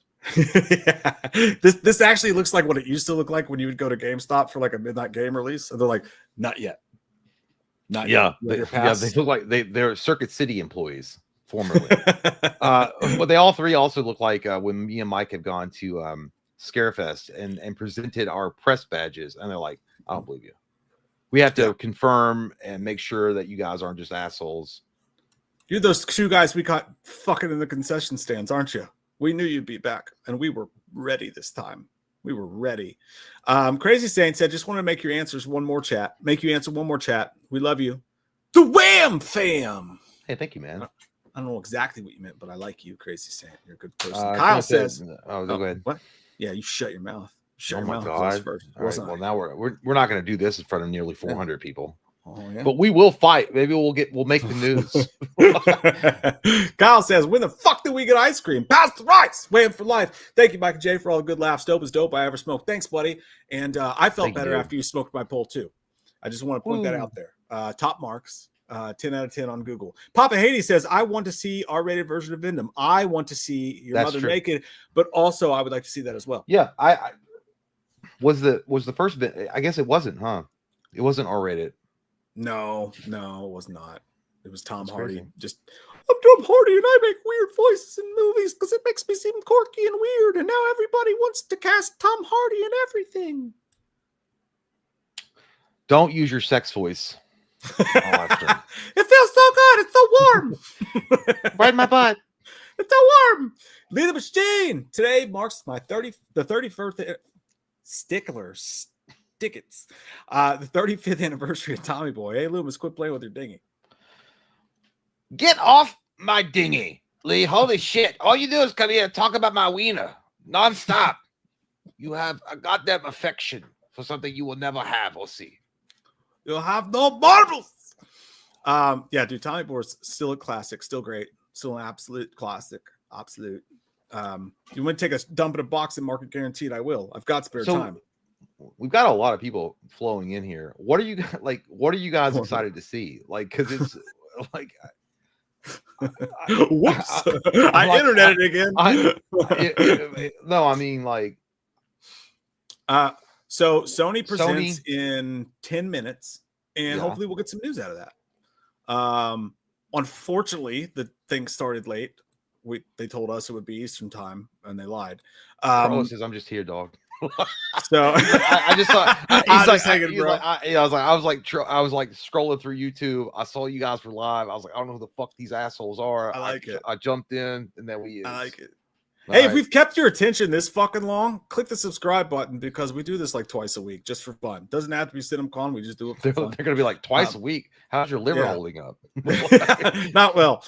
Gary says, and that's why we need your help. Gary says it's not just about Sydney Sweeney's looks. It's the fact that she knows she's hot and she plays on it. She's cheeky. It's hot. We haven't had that in a while with a lot of actresses being stuck up lately. You make a point. That's true. I guess. Sydney Sweeney is one of those chicks that understand that her boobage is extremely great and that she is extremely hot, and she like leans into it. She doesn't try to shy away and be like, oh God, gross. Men. Yeah, she is. You're right. You're true. You might. I think you might have something there, dude. Like you really might. Maybe that's the thing. It's not. But I also think it's also culture being like, you have to love this person. So we're like, oh my God, she's the hottest thing ever. She's I think culture was like trying to make you love Brie Larson and shit. Yeah, but this is the and they were like, no, alternate universe. I gotta change my battery. No. But Sydney Sweeney, she does seem like she's very aware of her hot factor, and she does lean into it quite a bit, which is great. It's fine. There's nothing wrong with that. And I don't know. It doesn't mean that you're like only you're not only sexualizing her. You're like, no, oh yeah, I only like her because she's hot. She's actually a good actress. So celebrate good times, I guess. I am the sun. God, it's so disgusting. I could smell your breath. I could literally smell your breath, and all I smelled was like whiskey and broken dreams. Oh my God, that's exactly what I had for dinner. Yeah, it was the Tic Tac that I had afterwards. That's crazy. The new flavor. You're like a fucking magician or something. That's nuts. Somebody, I did see that someone had put Sydney Sweeney as Snow White. They had superimposed her over Rachel Zegler. What do you want to think those box office numbers? And I would have been like, well, it's not, here's the thing. I don't think Rachel Zegler is an ugly girl at all. I think that she's a cute girl, but I think that. What were you going to say? No, I was going to say I think that you just, I think it's one of those things when you give like the director's son that went off at her. Did you guys see that on Twitter or whatever? He made that statement. And he's like, your basic job is to promote this multi-million-dollar movie. And he's basically saying, shut the fuck up and go promote this movie. Don't put your politics into it. Just do your job. And then he was people sitting were there like, I was supposed to get on the Titanic. I was like, what about what kind of weirdo? Like, he said his dad had to fly across the country and leave his family. And what if you live with his dad? I was like, I think you guys are missing the point. He's saying that the director had to do this extra legwork to fly across the country to talk to one of his employees to shut the fuck up and just promote the movie that you were contracted to promote and just not keep derailing it. Yeah, I think it's pretty fucking obvious what went wrong, It's just like, but if you say what you think, but they're saying, but it's weird because it's weird because left or right, they both agree the movie's not good. But it like what it comes down to is some of them are blaming Gal Gadot, and then some of them are blaming Zegler. I don't know, Ben. Like, do your fucking job. If your job is to go out and promote the movie that you were contracted to promote, a multi-million-dollar contract that you were given, just do that. Like, I don't know why it's so hard to like not figure out. Like, you shouldn't go on social media and say stupid shit and expect results that I don't know. It is what it is. But Sydney Sweeney and Snow White. Yeah. Do you want to know exactly how I feel about the whole Snow White thing? Wait. Yeah, we know. Wait, I kind of. We're gonna get. I can't find it. Gonna come right down. No, you got 6 seconds. You got.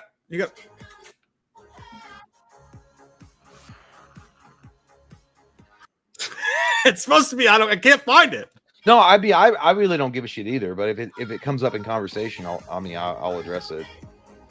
Oh yeah, no, I don't mean you. I just mean like there's people who have made it their entire goddamn like lifeblood, like talking about Snow White. It's like people are gonna rage. They're gonna rage no matter what. Yeah, like if that's all. Like I have no desire to see it, but I can understand people being like, just shut the fuck up and do your job. It's a perfect example of what's wrong with culture. So I do get that. I'm not talking about you when I say that. I'm just saying, like, no, I mean, whenever I hear that song pop, like, I don't care. I don't. I mean, generally speaking, I have no desire to see the movie at all. I understand where it's like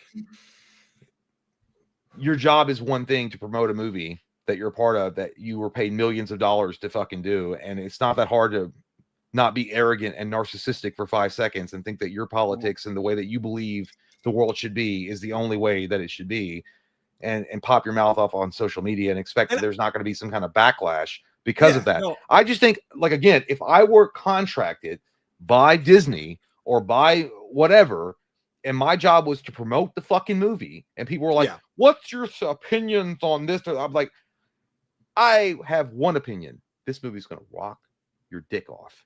That's what that would have been cooler. That would have been way cooler. That's it. That's what I'd say. I do also think, though, I think this needs to be said when it comes to the whole Rachel Zegler Snow White thing. Like, is what she said, like, the microcosm of so much that's wrong with Hollywood and the whole virtue signal and all that nonsense? Absolutely. On the other side of that, I think we get so sick of that shit that we lose sight of the fact that we're talking about like a fucking, what is she, 23? You know what I mean? She's 23. She's hopping on the popular bandwagon, and she's trying to say stuff that's going to give her street cred. Like, I mean, fuck, dude. When I was 23, I was going to strip clubs and throwing dollar bills at pregnant chicks. I don't know. Like, she's 23 years old. Like, I feel like the whole world dumping on her over it is like, I think it's misplaced anger. I mean, honestly, maybe. But at the end of the day, I also think whatever like, she is, you're also an adult. And you're not stupid, and you know that certain things that you say are going to have some consequences for it. And I think that you gambled and you lost on your gamble. I think that's what happened. And I think ultimately what the safest route would be is to just shut the fuck up and promote the movie. And a lesson was learned that day, no doubt. There was a lesson learned that day, for sure. No. So Isaac, to be fair, the story that we were talking about was when Jay and I worked third shift one time. And Jay and I were out, and we were just looking for a good time. It's 9 a.m. in the morning. We're looking for a good time. It's 9 a.m. You go to a place, you have a couple drinks, and the clientele around you is very, very old and depressing. So you're like, well, we got to go have a good time. We're out. And so sometimes you go to a place that's like what do they say in the movie Buying the Cow with Ryan Reynolds? It's like it's an aquarium. They call them strip clubs. I call them aquarium. I call them devil dens. Yes, and we went to one day at like 10:30 a.m. in the morning. Again, I work third shift. Don't judge me. Judge Jay, if anything, he didn't even work third shift. He just went with me because I begged him to. I worked the whole shift. I know, but you were still there, weren't you? You son of a bitch. Well, yeah, because I was horny.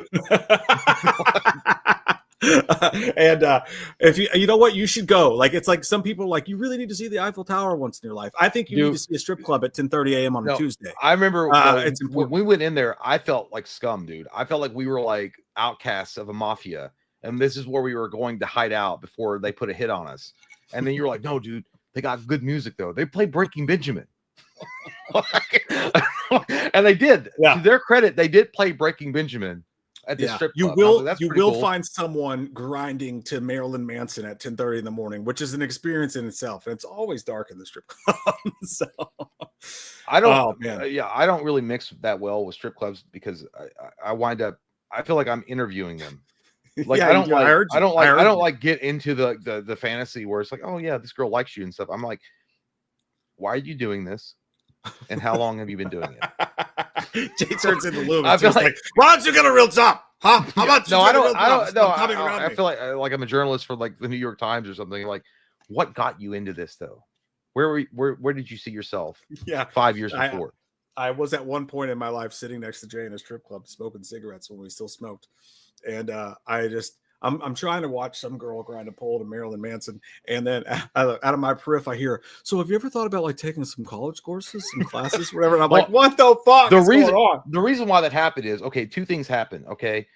When I've been drinking, and this chick was sitting on my lap smoking my cigarachos, and they're expensive. And she kept like reaching over without asking me when I was still smoking and picking up cigarette after cigarette and smoking it. And then trying to have a conversation with me. I was nervous. So I leaned into that. And then I was like, I don't find you sexually attractive at all. And you're smoking my cigarettes and you're sitting on my lap and you smell like baby oil. I don't really have any kind of desire to do anything more with you than just to talk. And now we are currently finding ourselves in a situation that's both awkward and strange. So I'm just going to proceed with asking you like I'm fucking Geraldo Rivera. We went undercover we went undercover at a strip club at 10:30 in the morning to see. It was really bad. I understand that it probably like brought down the atmosphere a little bit, but Jay, I got something for you.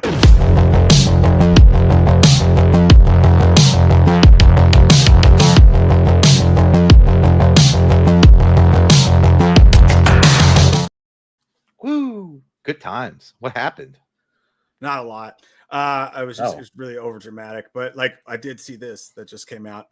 Potential Spider-Verse news may be teased at tonight's, because it's goddamn Las Vegas time, you fucking cunts. Oh man. Potential Spider-Verse news, as Christopher Miller, heavily involved in the Spider-Verse news, just tweeted Spider everybody, it's a little spider guy. So as a hint, there's something coming for the Spider-Verse tonight. Is it a trailer? Is it men naked? Hopefully, but probably spider news. Possibly coming soon. Well, I mean, I know that they didn't they just start filming Spider-Man 4, or they announced that they were filming Spider-Man 4 or something like that. So I have to check the numbers on that one, Steven. But I mean, obviously, if it's Christopher Miller, he's talking about the Spider-Verse, the animated version of it, which, by the way, both movies spectacular. Amazing films. Like, both those are so good, dude. Holy fucking shit, dude.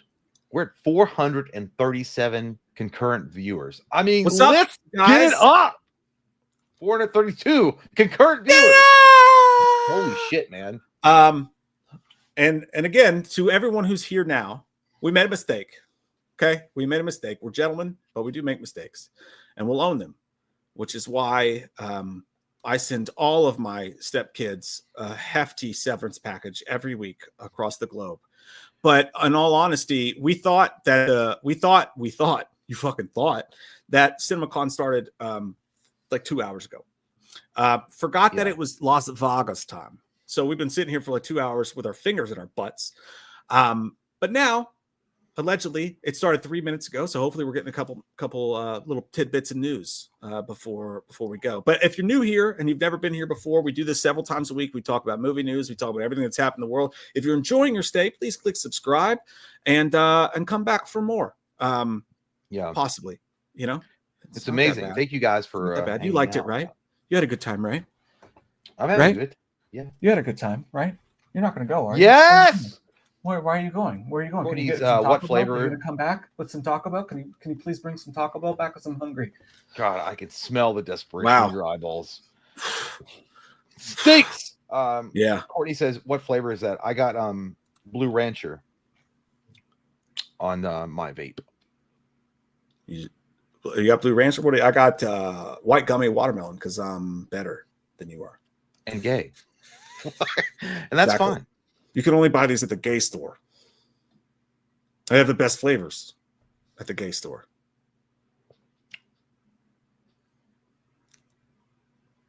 My name's Let's sit here awkwardly. Oh my god! Oh my god! Oh my god! Colton Kaler's a good man, beautiful, beautiful soul. We love you, Colton. Says, "What if Spider-Man 4 had Chameleon as the villain, framing Peter Parker for murder? Daredevil has to team up with Spider-Man to prove his innocence. I fucking like it, pal." Why don't you just go right for Hollywood, Colton? Holy shit, dude! I like what you're. I like what you just gave me with your magic beans. Yeah, that would be great. I think that would work. Chameleon, by the way, if you guys don't know, is the brother of Kraven. Kraven the Cunter. Listen, if you fucking watch Into the Spider-Verse 2, I think it was. Who's the guy with the holes? The hole guy. The dude with the holes? Sounds like Ryan Reynolds. An like OnlyFans voice actor.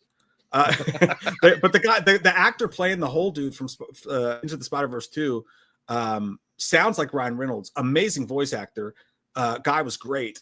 And I would love to see a lot. Spot. Thank you, Gary. Spot. That guy was cool. And what a cool idea for you could put some multiverse shit into that too. Like I reached into his hole and I brought out, oh look, it's Professor Xavier from the Spot guy's hole. You know what's really sad, Colton, is like they won't take these ideas. Like that's a great idea you have. They won't take those ideas. They'll do something really stupid and moronic and be like, so maybe we should make, what was his fat best friend in the Spider-Man in Tom Holland's? What's his fat best friend's name? I think they just called him Fatty. What's his name? I know you're talking about Guy in the Chair. I think I guess Guy in the Chair, whatever his name is. Yeah, there was like hints about him being like a hobgoblin or some shit. God, no, or something like that. Because I don't know. I heard rumors about like him being like a potential hobgoblin.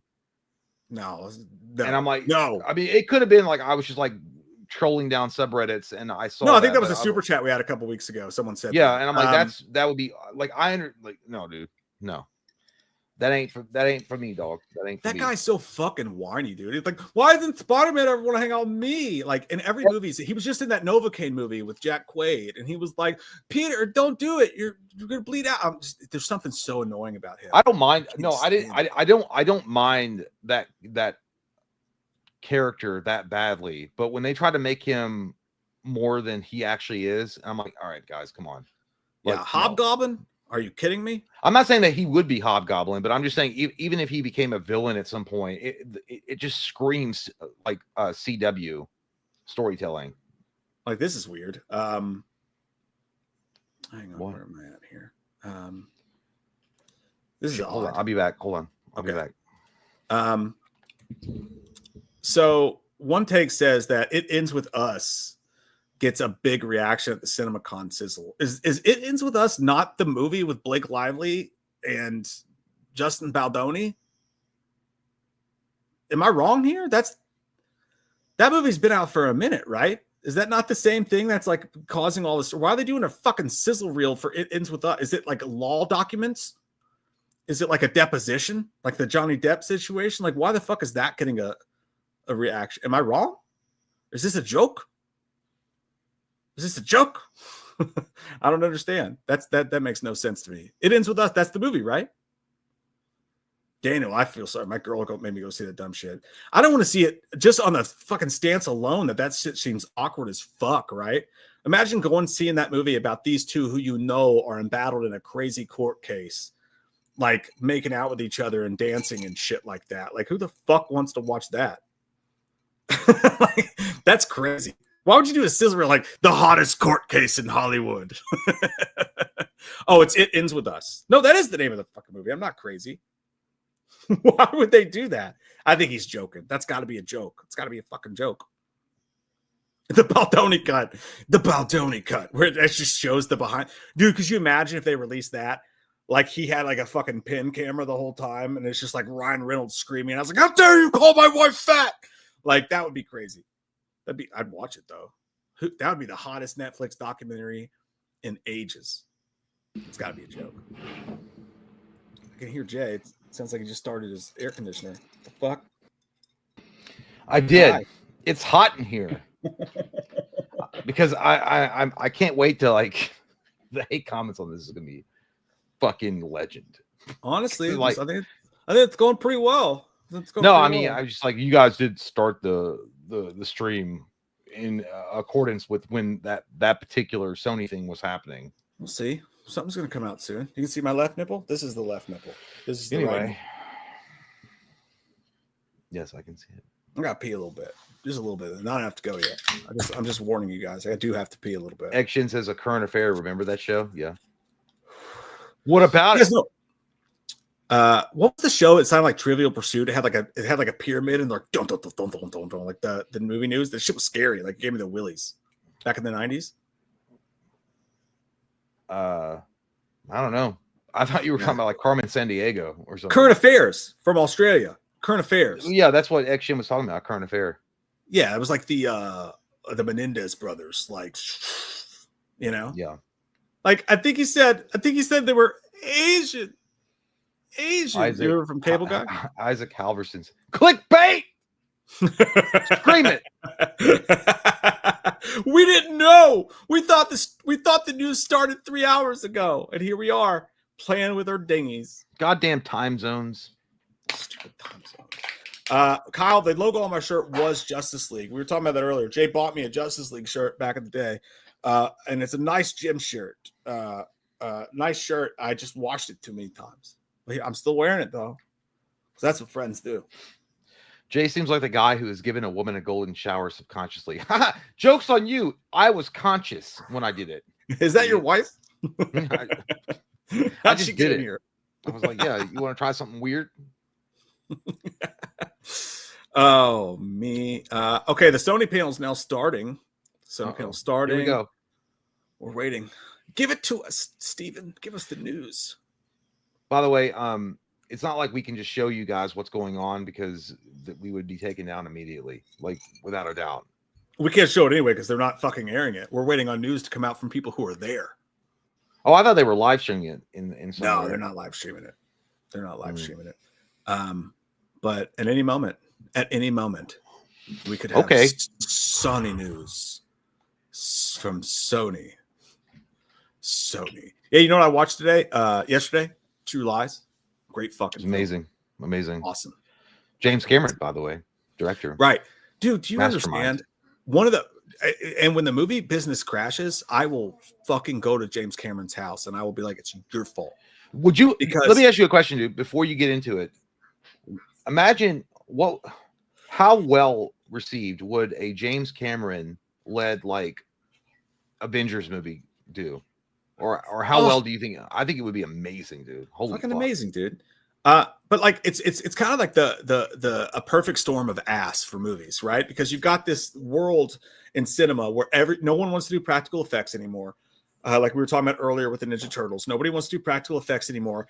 And you got someone like James Cameron. I was thinking about this when I was watching True Lies. You got someone like James Cameron who could just do a movie, right? Just looks great. It's all practical, all this stuff like that. And he could even throw some CG, but you know it's going to look great. And even James Cameron, who could be our savior during times like these, is doing what? He's making 110% unfiltered CG 3D films with the Avatar. I know. The Avatar thing is it is completely left the dock. Like I don't know why he keeps focusing on it, but I mean he sticks to his guns. I mean that's what his idea, his vision is to make like 3 of them or 4 of them. But Blu-ray Addict comes in and says James Cameron was originally going to direct the Spider-Man with Leo, and I think that would have been great. I think that would have been amazing. But the thing is, I really don't see James Cameron being able to get back Leonardo DiCaprio for sequels. I just don't. I don't think Leo would have been interested in doing sequels to that movie. Oh, either way. Well, man. and also, what's his name? Sam Raimi took a lot of the ideas that James Cameron had with the webs coming from the wrist, which is an organic webbing, versus like him making it. That was all James Cameron. But I mean, you even got Arnold doing the show that he's doing for Netflix, which I love almost everything Arnold does. Couldn't get into the show that he was doing on Netflix, but Fubar or whatever it was. Yeah. But like literally, James Cameron could single-handedly save cinema. He could. He's that good. He could go out and he could make an original sci-fi action epic that was made on film, you know, that had all natural effects and everything. And he could start 2 to 3 insane franchises that would literally reinvigorate cinema away from all this CG, non-poopy IP-laden shit. And instead, he's literally locked up in a basement somewhere writing 17 fucking Blue Man sequels. Like I think it's one of the big pillars that is the problem with the movie industry today. Like it's such a shame. It's such a goddamn shame.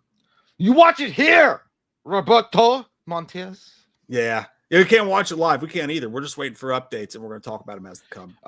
While Willie says, just here, did y'all watch Fight or Flight trailer? Fight or Flight? Is that the one? Is that the Josh Hartnett one? Josh Hartnett's in a upcoming thriller that looks fun as shit. I love the Hartnett Renaissance, by the way. I love that he's getting big roles again. It's fucking awesome. Clinton said Jay does kind of look like Lemmy. Who the fuck is that? From the Ace of Spades. Okay. I never heard that one before, but we'll go with it. It was in Tony Hawk. Remember the Ace of Spades? Lemmy is God, dude. You remember from Airheads?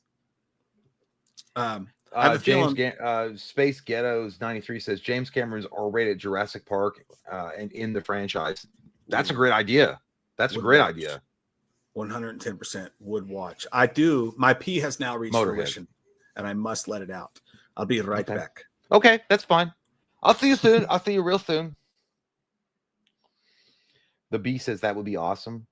Yeah, I think so. I think a James Cameron, a Jurassic Park that was rated R would be incredible. I think it would be absolute cinema, as they say.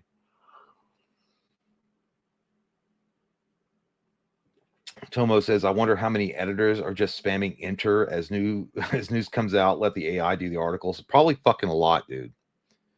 Hey, D-Land. We're alone. Yeah, we are. We're alone. It's just me. Let's be mediocre together. What do you guys want to talk about? What do you guys want to talk about? I feel like DSP, Dark Side Phil. It's like I'm looking at the chat. Like, you guys come up with the news, or you guys come up with something to talk about. I missed a few super chats. What? Hold on. That can't be true. It could be. Oh, maybe we did. Hold on. So you're right. I don't know. Well, here's the thing, Michael. I don't want to go back and read the super chats if Mike's already read them. So I don't. Packet, how you doing? I'm doing good, man. Doing good. Hanging out. No problems. Gotcha said you got a good Dr. Loomis voice. Thank you, man. Lots of smoking. What I should have been doing. You're 41. Jake says I'm 41 days sick free. Dude, congratulations. That's not like easy to do at all. Bane Miller says DSP. I remember his work many a year ago. Yeah, that guy. Man, that guy is something else. I'll tell you. Have you seen the trailer for the new 2D retro Terminator game coming out? It looks sick. Yes, I have. It looks so fucking amazing, dude. It looks absolute amazing. You guys should do an April Fool's video tomorrow. Doing what? Michael says we missed some super chats. I didn't know which one we had missed. So Shut the fuck up, Michael. So I didn't want to go back and do them. No, I'm just kidding. Maybe we did. Yeah, there's some here I can see. Austin Cade said, "Who had a big pop punk culture impact, Green Day or Blink? I feel like I see more Green Day merch in the wild than Blink. I wish Blink had better merch." Listen, there's like That's a good question. How can you say something so wrong and yet also be so right in so many ways? You do see more Blink or more Green Day merch. Green Day's a tiny bit more commercial in that they were around longer. But both bands have helped each other in a lot of ways, and both bands are currently successful and doing well for themselves. It's hard to say, dude. Like, so here's the deal with this, and I'll be super brief because I know most people don't give a fuck. But Green Day walked so Blink could run, yes, because studios signed Nirvana, and then they were looking for the next thing, and that's how they found Green Day. And then Green Day blew up because studios really put a lot of effort at that, and Green Day was so great. However, so Green Day walked so Blink could run. However, when the Pop Disaster Tour happened years later, Blink brought Green Day on the road with them, and Green Day opened for Blink. So a lot of new fans who had never heard of Green Day before got to see what a great stage presence they did, and Blink really helped Green Day stay alive. And then obviously you got the American Idiot album that came after that. So they were both very important to each other. Overall, I think it's impossible to say who had more impact. I will add a little bit. I think that Green Day, when they made their political statements, it got them a lot more headlines than Blink did, because Blink didn't make those kind of political statements. To be fair, yes, but and that kept them circulating in the conscious mind of people watching. In a way, but I think more importantly, it's that American Idiot was Green Day's best album, and it was an amazing album, and it happened to also be political. But that was a time when, well, their best album's Dookie, but like that was at a time where being a punk band being political was nothing new. Nobody gave a fuck when American Idiot came out that it was political. Like, really, they didn't. I just feel like Green Day. What's the lead singer's name? The one that looks like a Cabbage Patch doll. What's his Billy Joe name? Armstrong. Yeah, he looks like a Cabbage Patch doll.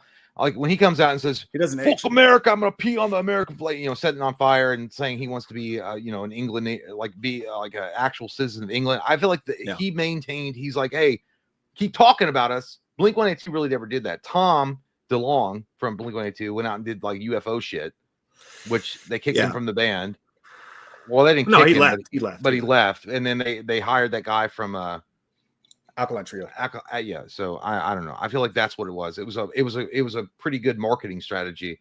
I'm not saying that Green Day doesn't believe what they believe, but it was a pretty bold marketing strategy to keep them in the public eye. Yeah, for sure. But it's hard to say. That's an impossible answer. Papa Head says, "You know what movie I want to see that turns R-rated? Jurassic Park, baby." Hey, dude. The That's original what we're all asking for. It was a cunt hair away from being R-rated. Yep, it was almost there. And this next one, they're doing a remake, right? They're doing a remake, or no, it's not a remake. It's still a Jurassic World movie. Oh well, fuck it. But I don't care. It's going to do their own thing. It does look better than what they've done previously. I'll say that. Gary! And she might be suing Disney now because they are throwing her under the bus. I say it's both of them. Disney forced all the stuff and her narcissism. Talk about the Rachel Ziegler thing. I agree. I think it's both. I think that Disney did a shitty job with the effects and the casting. Personally, I feel like it was a soulless fucking remake. It just didn't look good to me personally at all. And then Ziegler and her own comments have both like sank the fucking property. Yeah, and again, it just goes back to the same thing. Like a 20-some-year-old having opinions on what they see on TikTok and politics, like that's, I mean, who could blame them? Like every 20-something-year-old does. Big mistake for your career at that point based on what happened. But Disney's also to blame because Disney has no spine. They literally follow whatever they think people want. When this stuff, when the whole virtue signaling, all that other crap was big, Disney dove headfirst in. Now that it's not so much, Disney's trying to back out of it until I don't say that. Disney has no spine. They have no soul. Well, I think what it shows is that Disney doesn't give a fuck about your virtue signal. They don't care about what you think that they care about. They care about money. Yep. They're a corporation at the end of the day, and people that throw up flags and they go on Twitter and they yell, they scream, and they lambast people that believe one way or the other. Disney doesn't care. They want to make money, as any corporation does. Even though they show that they care, they don't care. They don't care about you. They don't give a fuck.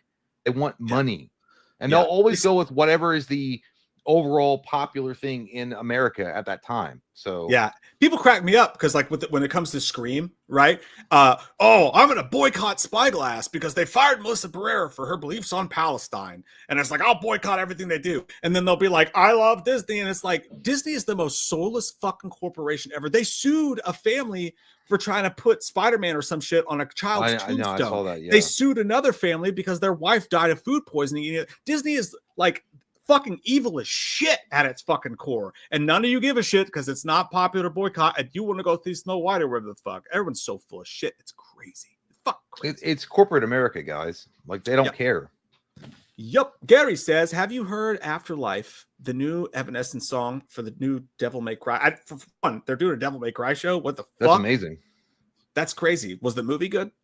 It's probably a classic. I never saw it. I never saw the movie. Probably classic. You know, I didn't see it either, but I bet it was a fucking probably an Oscar-winning classic film. I didn't know Evanescence was still a thing. I didn't know they were still doing what they did, to be honest. Yeah, they are. Michael Parton says, I'm always horny for you guys. That's great. Good. Who the fuck is? Look at us. Look at us.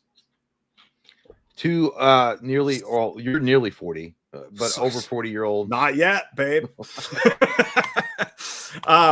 Wild Willie says, just here. Did y'all watch? We read that one. Fighter? Oh, fuck, we didn't we, Willie? Sorry, Willie. Nighttime says, I went to see Alto Nights, and it attracted all the older De Niro fans. Some old dude was snoring 10 minutes in the movie. Also 5 minute thin trash movie. Yeah, man, it is crazy. That's where we are. Like as going to see films as far as these mafia movies. Like Mike mentioned it. Like nobody cares. And back in the 90s, this would be like a tentpole movie. You know what I mean? It's fucking crazy. And again, maybe it is a case where the quality's not there either. It just boggles my mind that a movie like that could come out with such heavyweights behind it who made Goodfellas and shit like that. And literally the movie world went, I don't give a fuck. It's a sign of the times. But if the movie sucks, then maybe they knew what they were doing. I didn't go see it, but it's playing in a theater 45 minutes from here. Like 10 years ago, that would have been fucking everywhere. Yep. It's crazy, dude. Crazy. It's weird what we live in. Gary says, I'm playing through Terminator Resistance at the moment. It's made by the people that did RoboCop. I know. It's great. It's amazing. You played that one too? Yeah. Well, because what happened is, so RoboCop Rogue City came out. I played both versions. I played the PS5 and the Xbox version, and they're both great. They're both amazingly well done. And they captured the spirit of the RoboCop franchise perfectly. And they also got Peter Weller to come back and do the voice for RoboCop, Alex Murphy, which is probably half their budget. But either way, it was still great. Then I went back and played Terminator, which I didn't know they had done a Terminator game. It's fucking awesome, dude. I'm like, holy shit, that's the film. That should have been Terminator 3. With what they did with Resistance, it should have absolutely been Terminator 3. It's so good. You know what? Do you think Terminator 3 would have been a hit if had Terminator 3 not casted that dude that they casted for John Connor? I think they should have casted David Sawa. He would have been good. I think he would have worked. I think Sawa would have crushed. I don't think that, I don't have any problems with that dude. Like everybody hates that weird guy because he is a weirdo. Like he seems like a weirdo. I can't remember his name either. The one they cast as John Connor in T3. He was like Boy Meets World kind of fucking. But he's not like, he just didn't have the oomph to be John Connor. Nick Stahl, yeah. And there's other. I think he's a fine actor. I just don't think he worked in that role. Yeah, and like, so what did Terminator 3 get right? Right, it was still entertaining as fuck. But it got too goofy with Arnold. It got way too goofy. They made it silly. They redid the bar scene where he put on the heart covered glasses, and the CG wasn't like, the special effects were still pretty impressive, but they weren't on par with what had come before. And then but Kristanna Loken, the TX, hot. She was so hot. She was. Like amazingly. That was crazy. Claire Danes, though, as a main character, boring as shit. Didn't need that. Here's the problem. That movie was following up one of the greatest films of all time in T2. Yeah. I mean, it's never going to make. And James Cameron wasn't directing it because here's the thing. Terminator died at Judgment Day. That was it. It was 2 movies. and it wrapped it up perfectly with Judgment Day. Let me ask you this, and then you're coming in with T3, and it's just not going to work. Let me ask you this though: what if James Cameron signed on to direct T3 and kept it going? Do you think? Not, I would. That would be the only forward path to have it successful.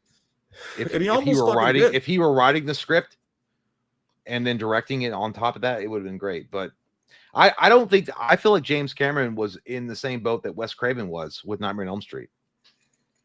He's like, I told a great story. I wrapped it up. I told the end to it, and I'm done. He maintained that, but he also kept coming back. So there was all these lawsuits going on with Terminator, and Cameron kept coming back in and going, maybe I will. And then there would be another bankruptcy, or they sell the rights. He had his divorce that happened. He sold some of those rights off, and eventually he was just like, you know what, fuck it. And the only reason he gave at all his blessing to the future Terminator movies is because he loved Arnold. And they didn't want to fuck Arnold over because Arnold wanted to make more. Well, movies. I think that James Cameron loved the franchise. He loved the story, but they were going to move it on without him either way. And he was like, well, I want some involvement. But yeah, but to be fair, like, dude, the guy behind the camera, the guy that wrote the story, the guy that envisioned all of it, and he's telling you the story's over, and you're like, no, you're wrong. It's gonna be an issue. Parton does have a point, though. Michael Parton does have a point, though. He did co-write Dark Fart, and I don't know if it's necessarily. I don't know if he got. I don't believe that at all. I don't believe it. But no, he did. He helped formulate Dark Fart. He helped work on it. He helped explain it. and Cameron fully backed Dark Fart. James Cameron, Dark Fart sucked ass, dude. And we're saying Dark Fart, Dark Fate. If you guys don't know, that movie blew butthole all the way through. That was an awful movie. I feel like James Cameron came out in defense of this movie so that it could get some kind of rotation in the theater. Like, people would go and see it. If James Cameron's backing it, it's got to be good. I feel like it was a contractual thing. I don't think at all James Cameron believed in that project. Not at all. Like, you're going to tell me the guy that wrote T1 and T2 was backing that piece of shit and saying it was good. Cameron always backtracks. Like, he backed it, but then after it came out, he was like, no, I just said that because I liked Arnold and I wanted to help. Because then when they did, what they do after Dark Fart was the last one. It was Genesis he backed. And then when Dark Fart came out, he was like, no, this is actually the good one. But they gave him a fucking check, and he said whatever they wanted them to say. I would rather watch Genesis on repeat every day than watch Dark Fart ever again. I agree. I do agree. Dark Fart fucking sucked ass. I'm going to change my battery real quick. Hopefully, maybe in the couple minutes, we'll get something. Next couple minutes, we'll get something good. I know that they're right in the thick of it right now. They're announcing shit. Hopefully, we get something good.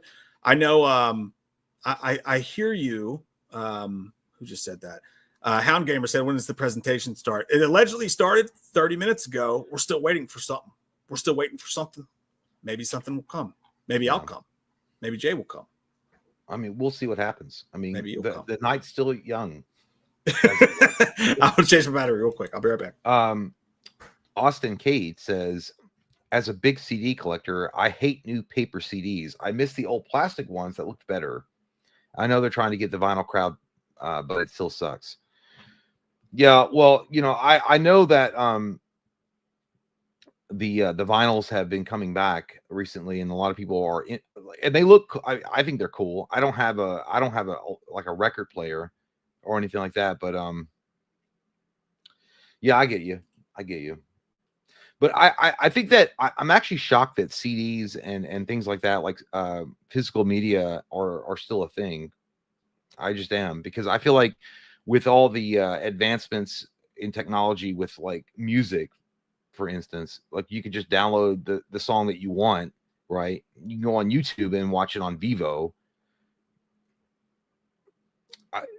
I get like there's still a market for it, but I'm actually shocked that the CD world is still around, or like any kind of physical media produced for albums. Much like I'm still like it's a dying thing, right? Physical media is a dying thing.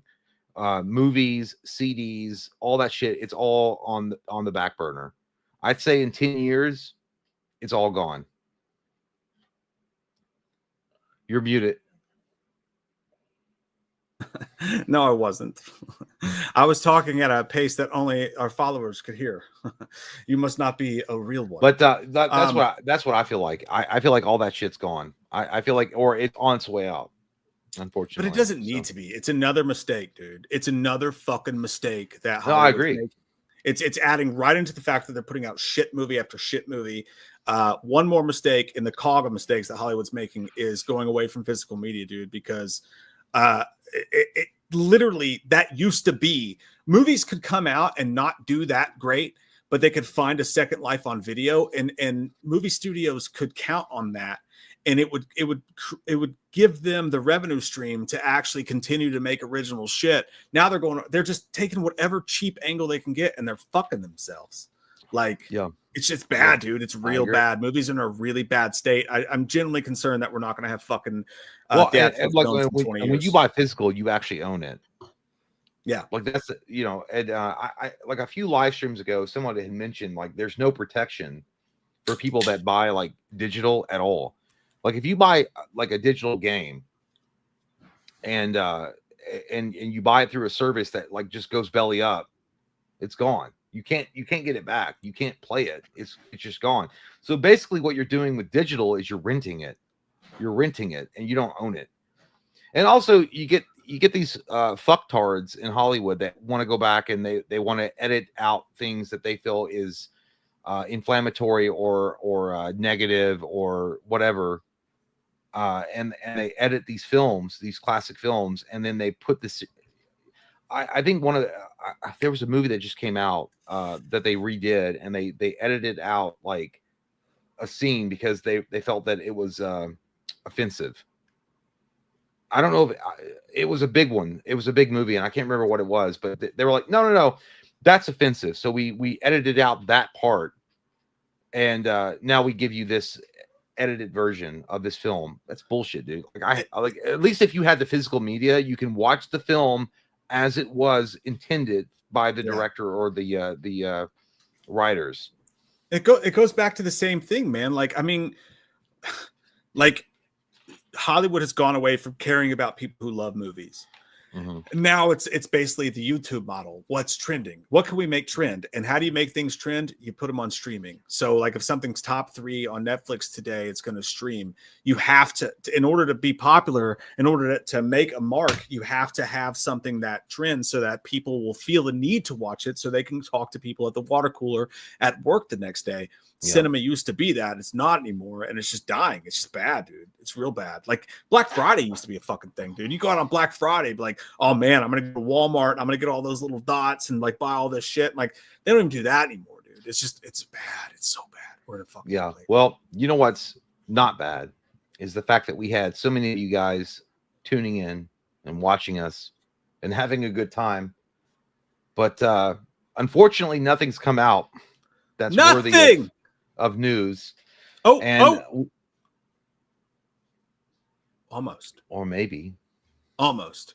Jack Black and Paul Rudd just introduced Tom Rothman at CinemaCon from the set of Anaconda.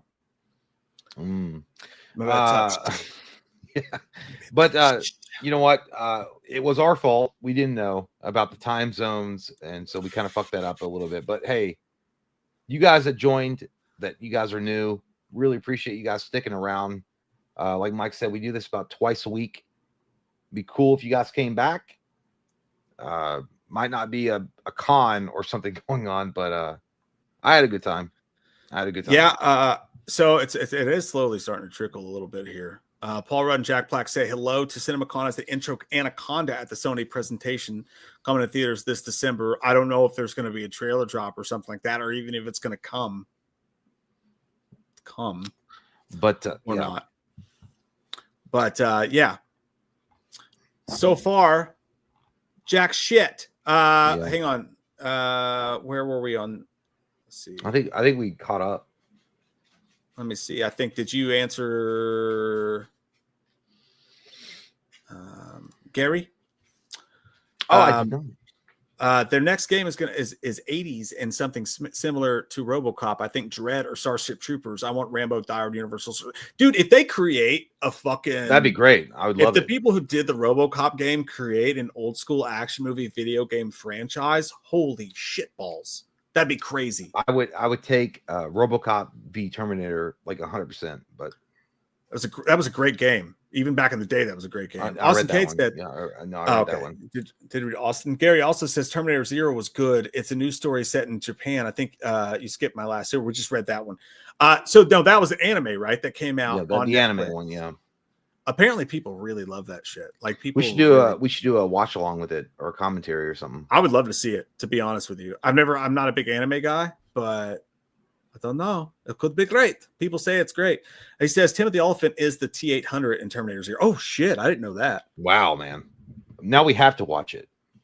Timothy Oliphant's the fucking tits, man. He is. He's the tits. Let me do one more refresh here before we go. Make sure we're not fucking missing anything here. And so far, nothing. But let me say this. Whatever does come out between tomorrow, I don't know when our next live stream is going to be exactly. I know we have a Patreon stream Saturday night. We do. For all you Patrons and YouTube members in the respective tiers for them. So we will definitely be partying, talking to you guys about that.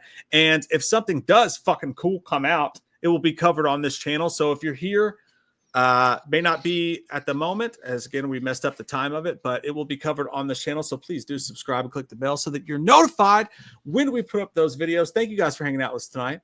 Thank you guys. We very much so appreciate it. It's been fun as shit. And we'll see you guys super soon.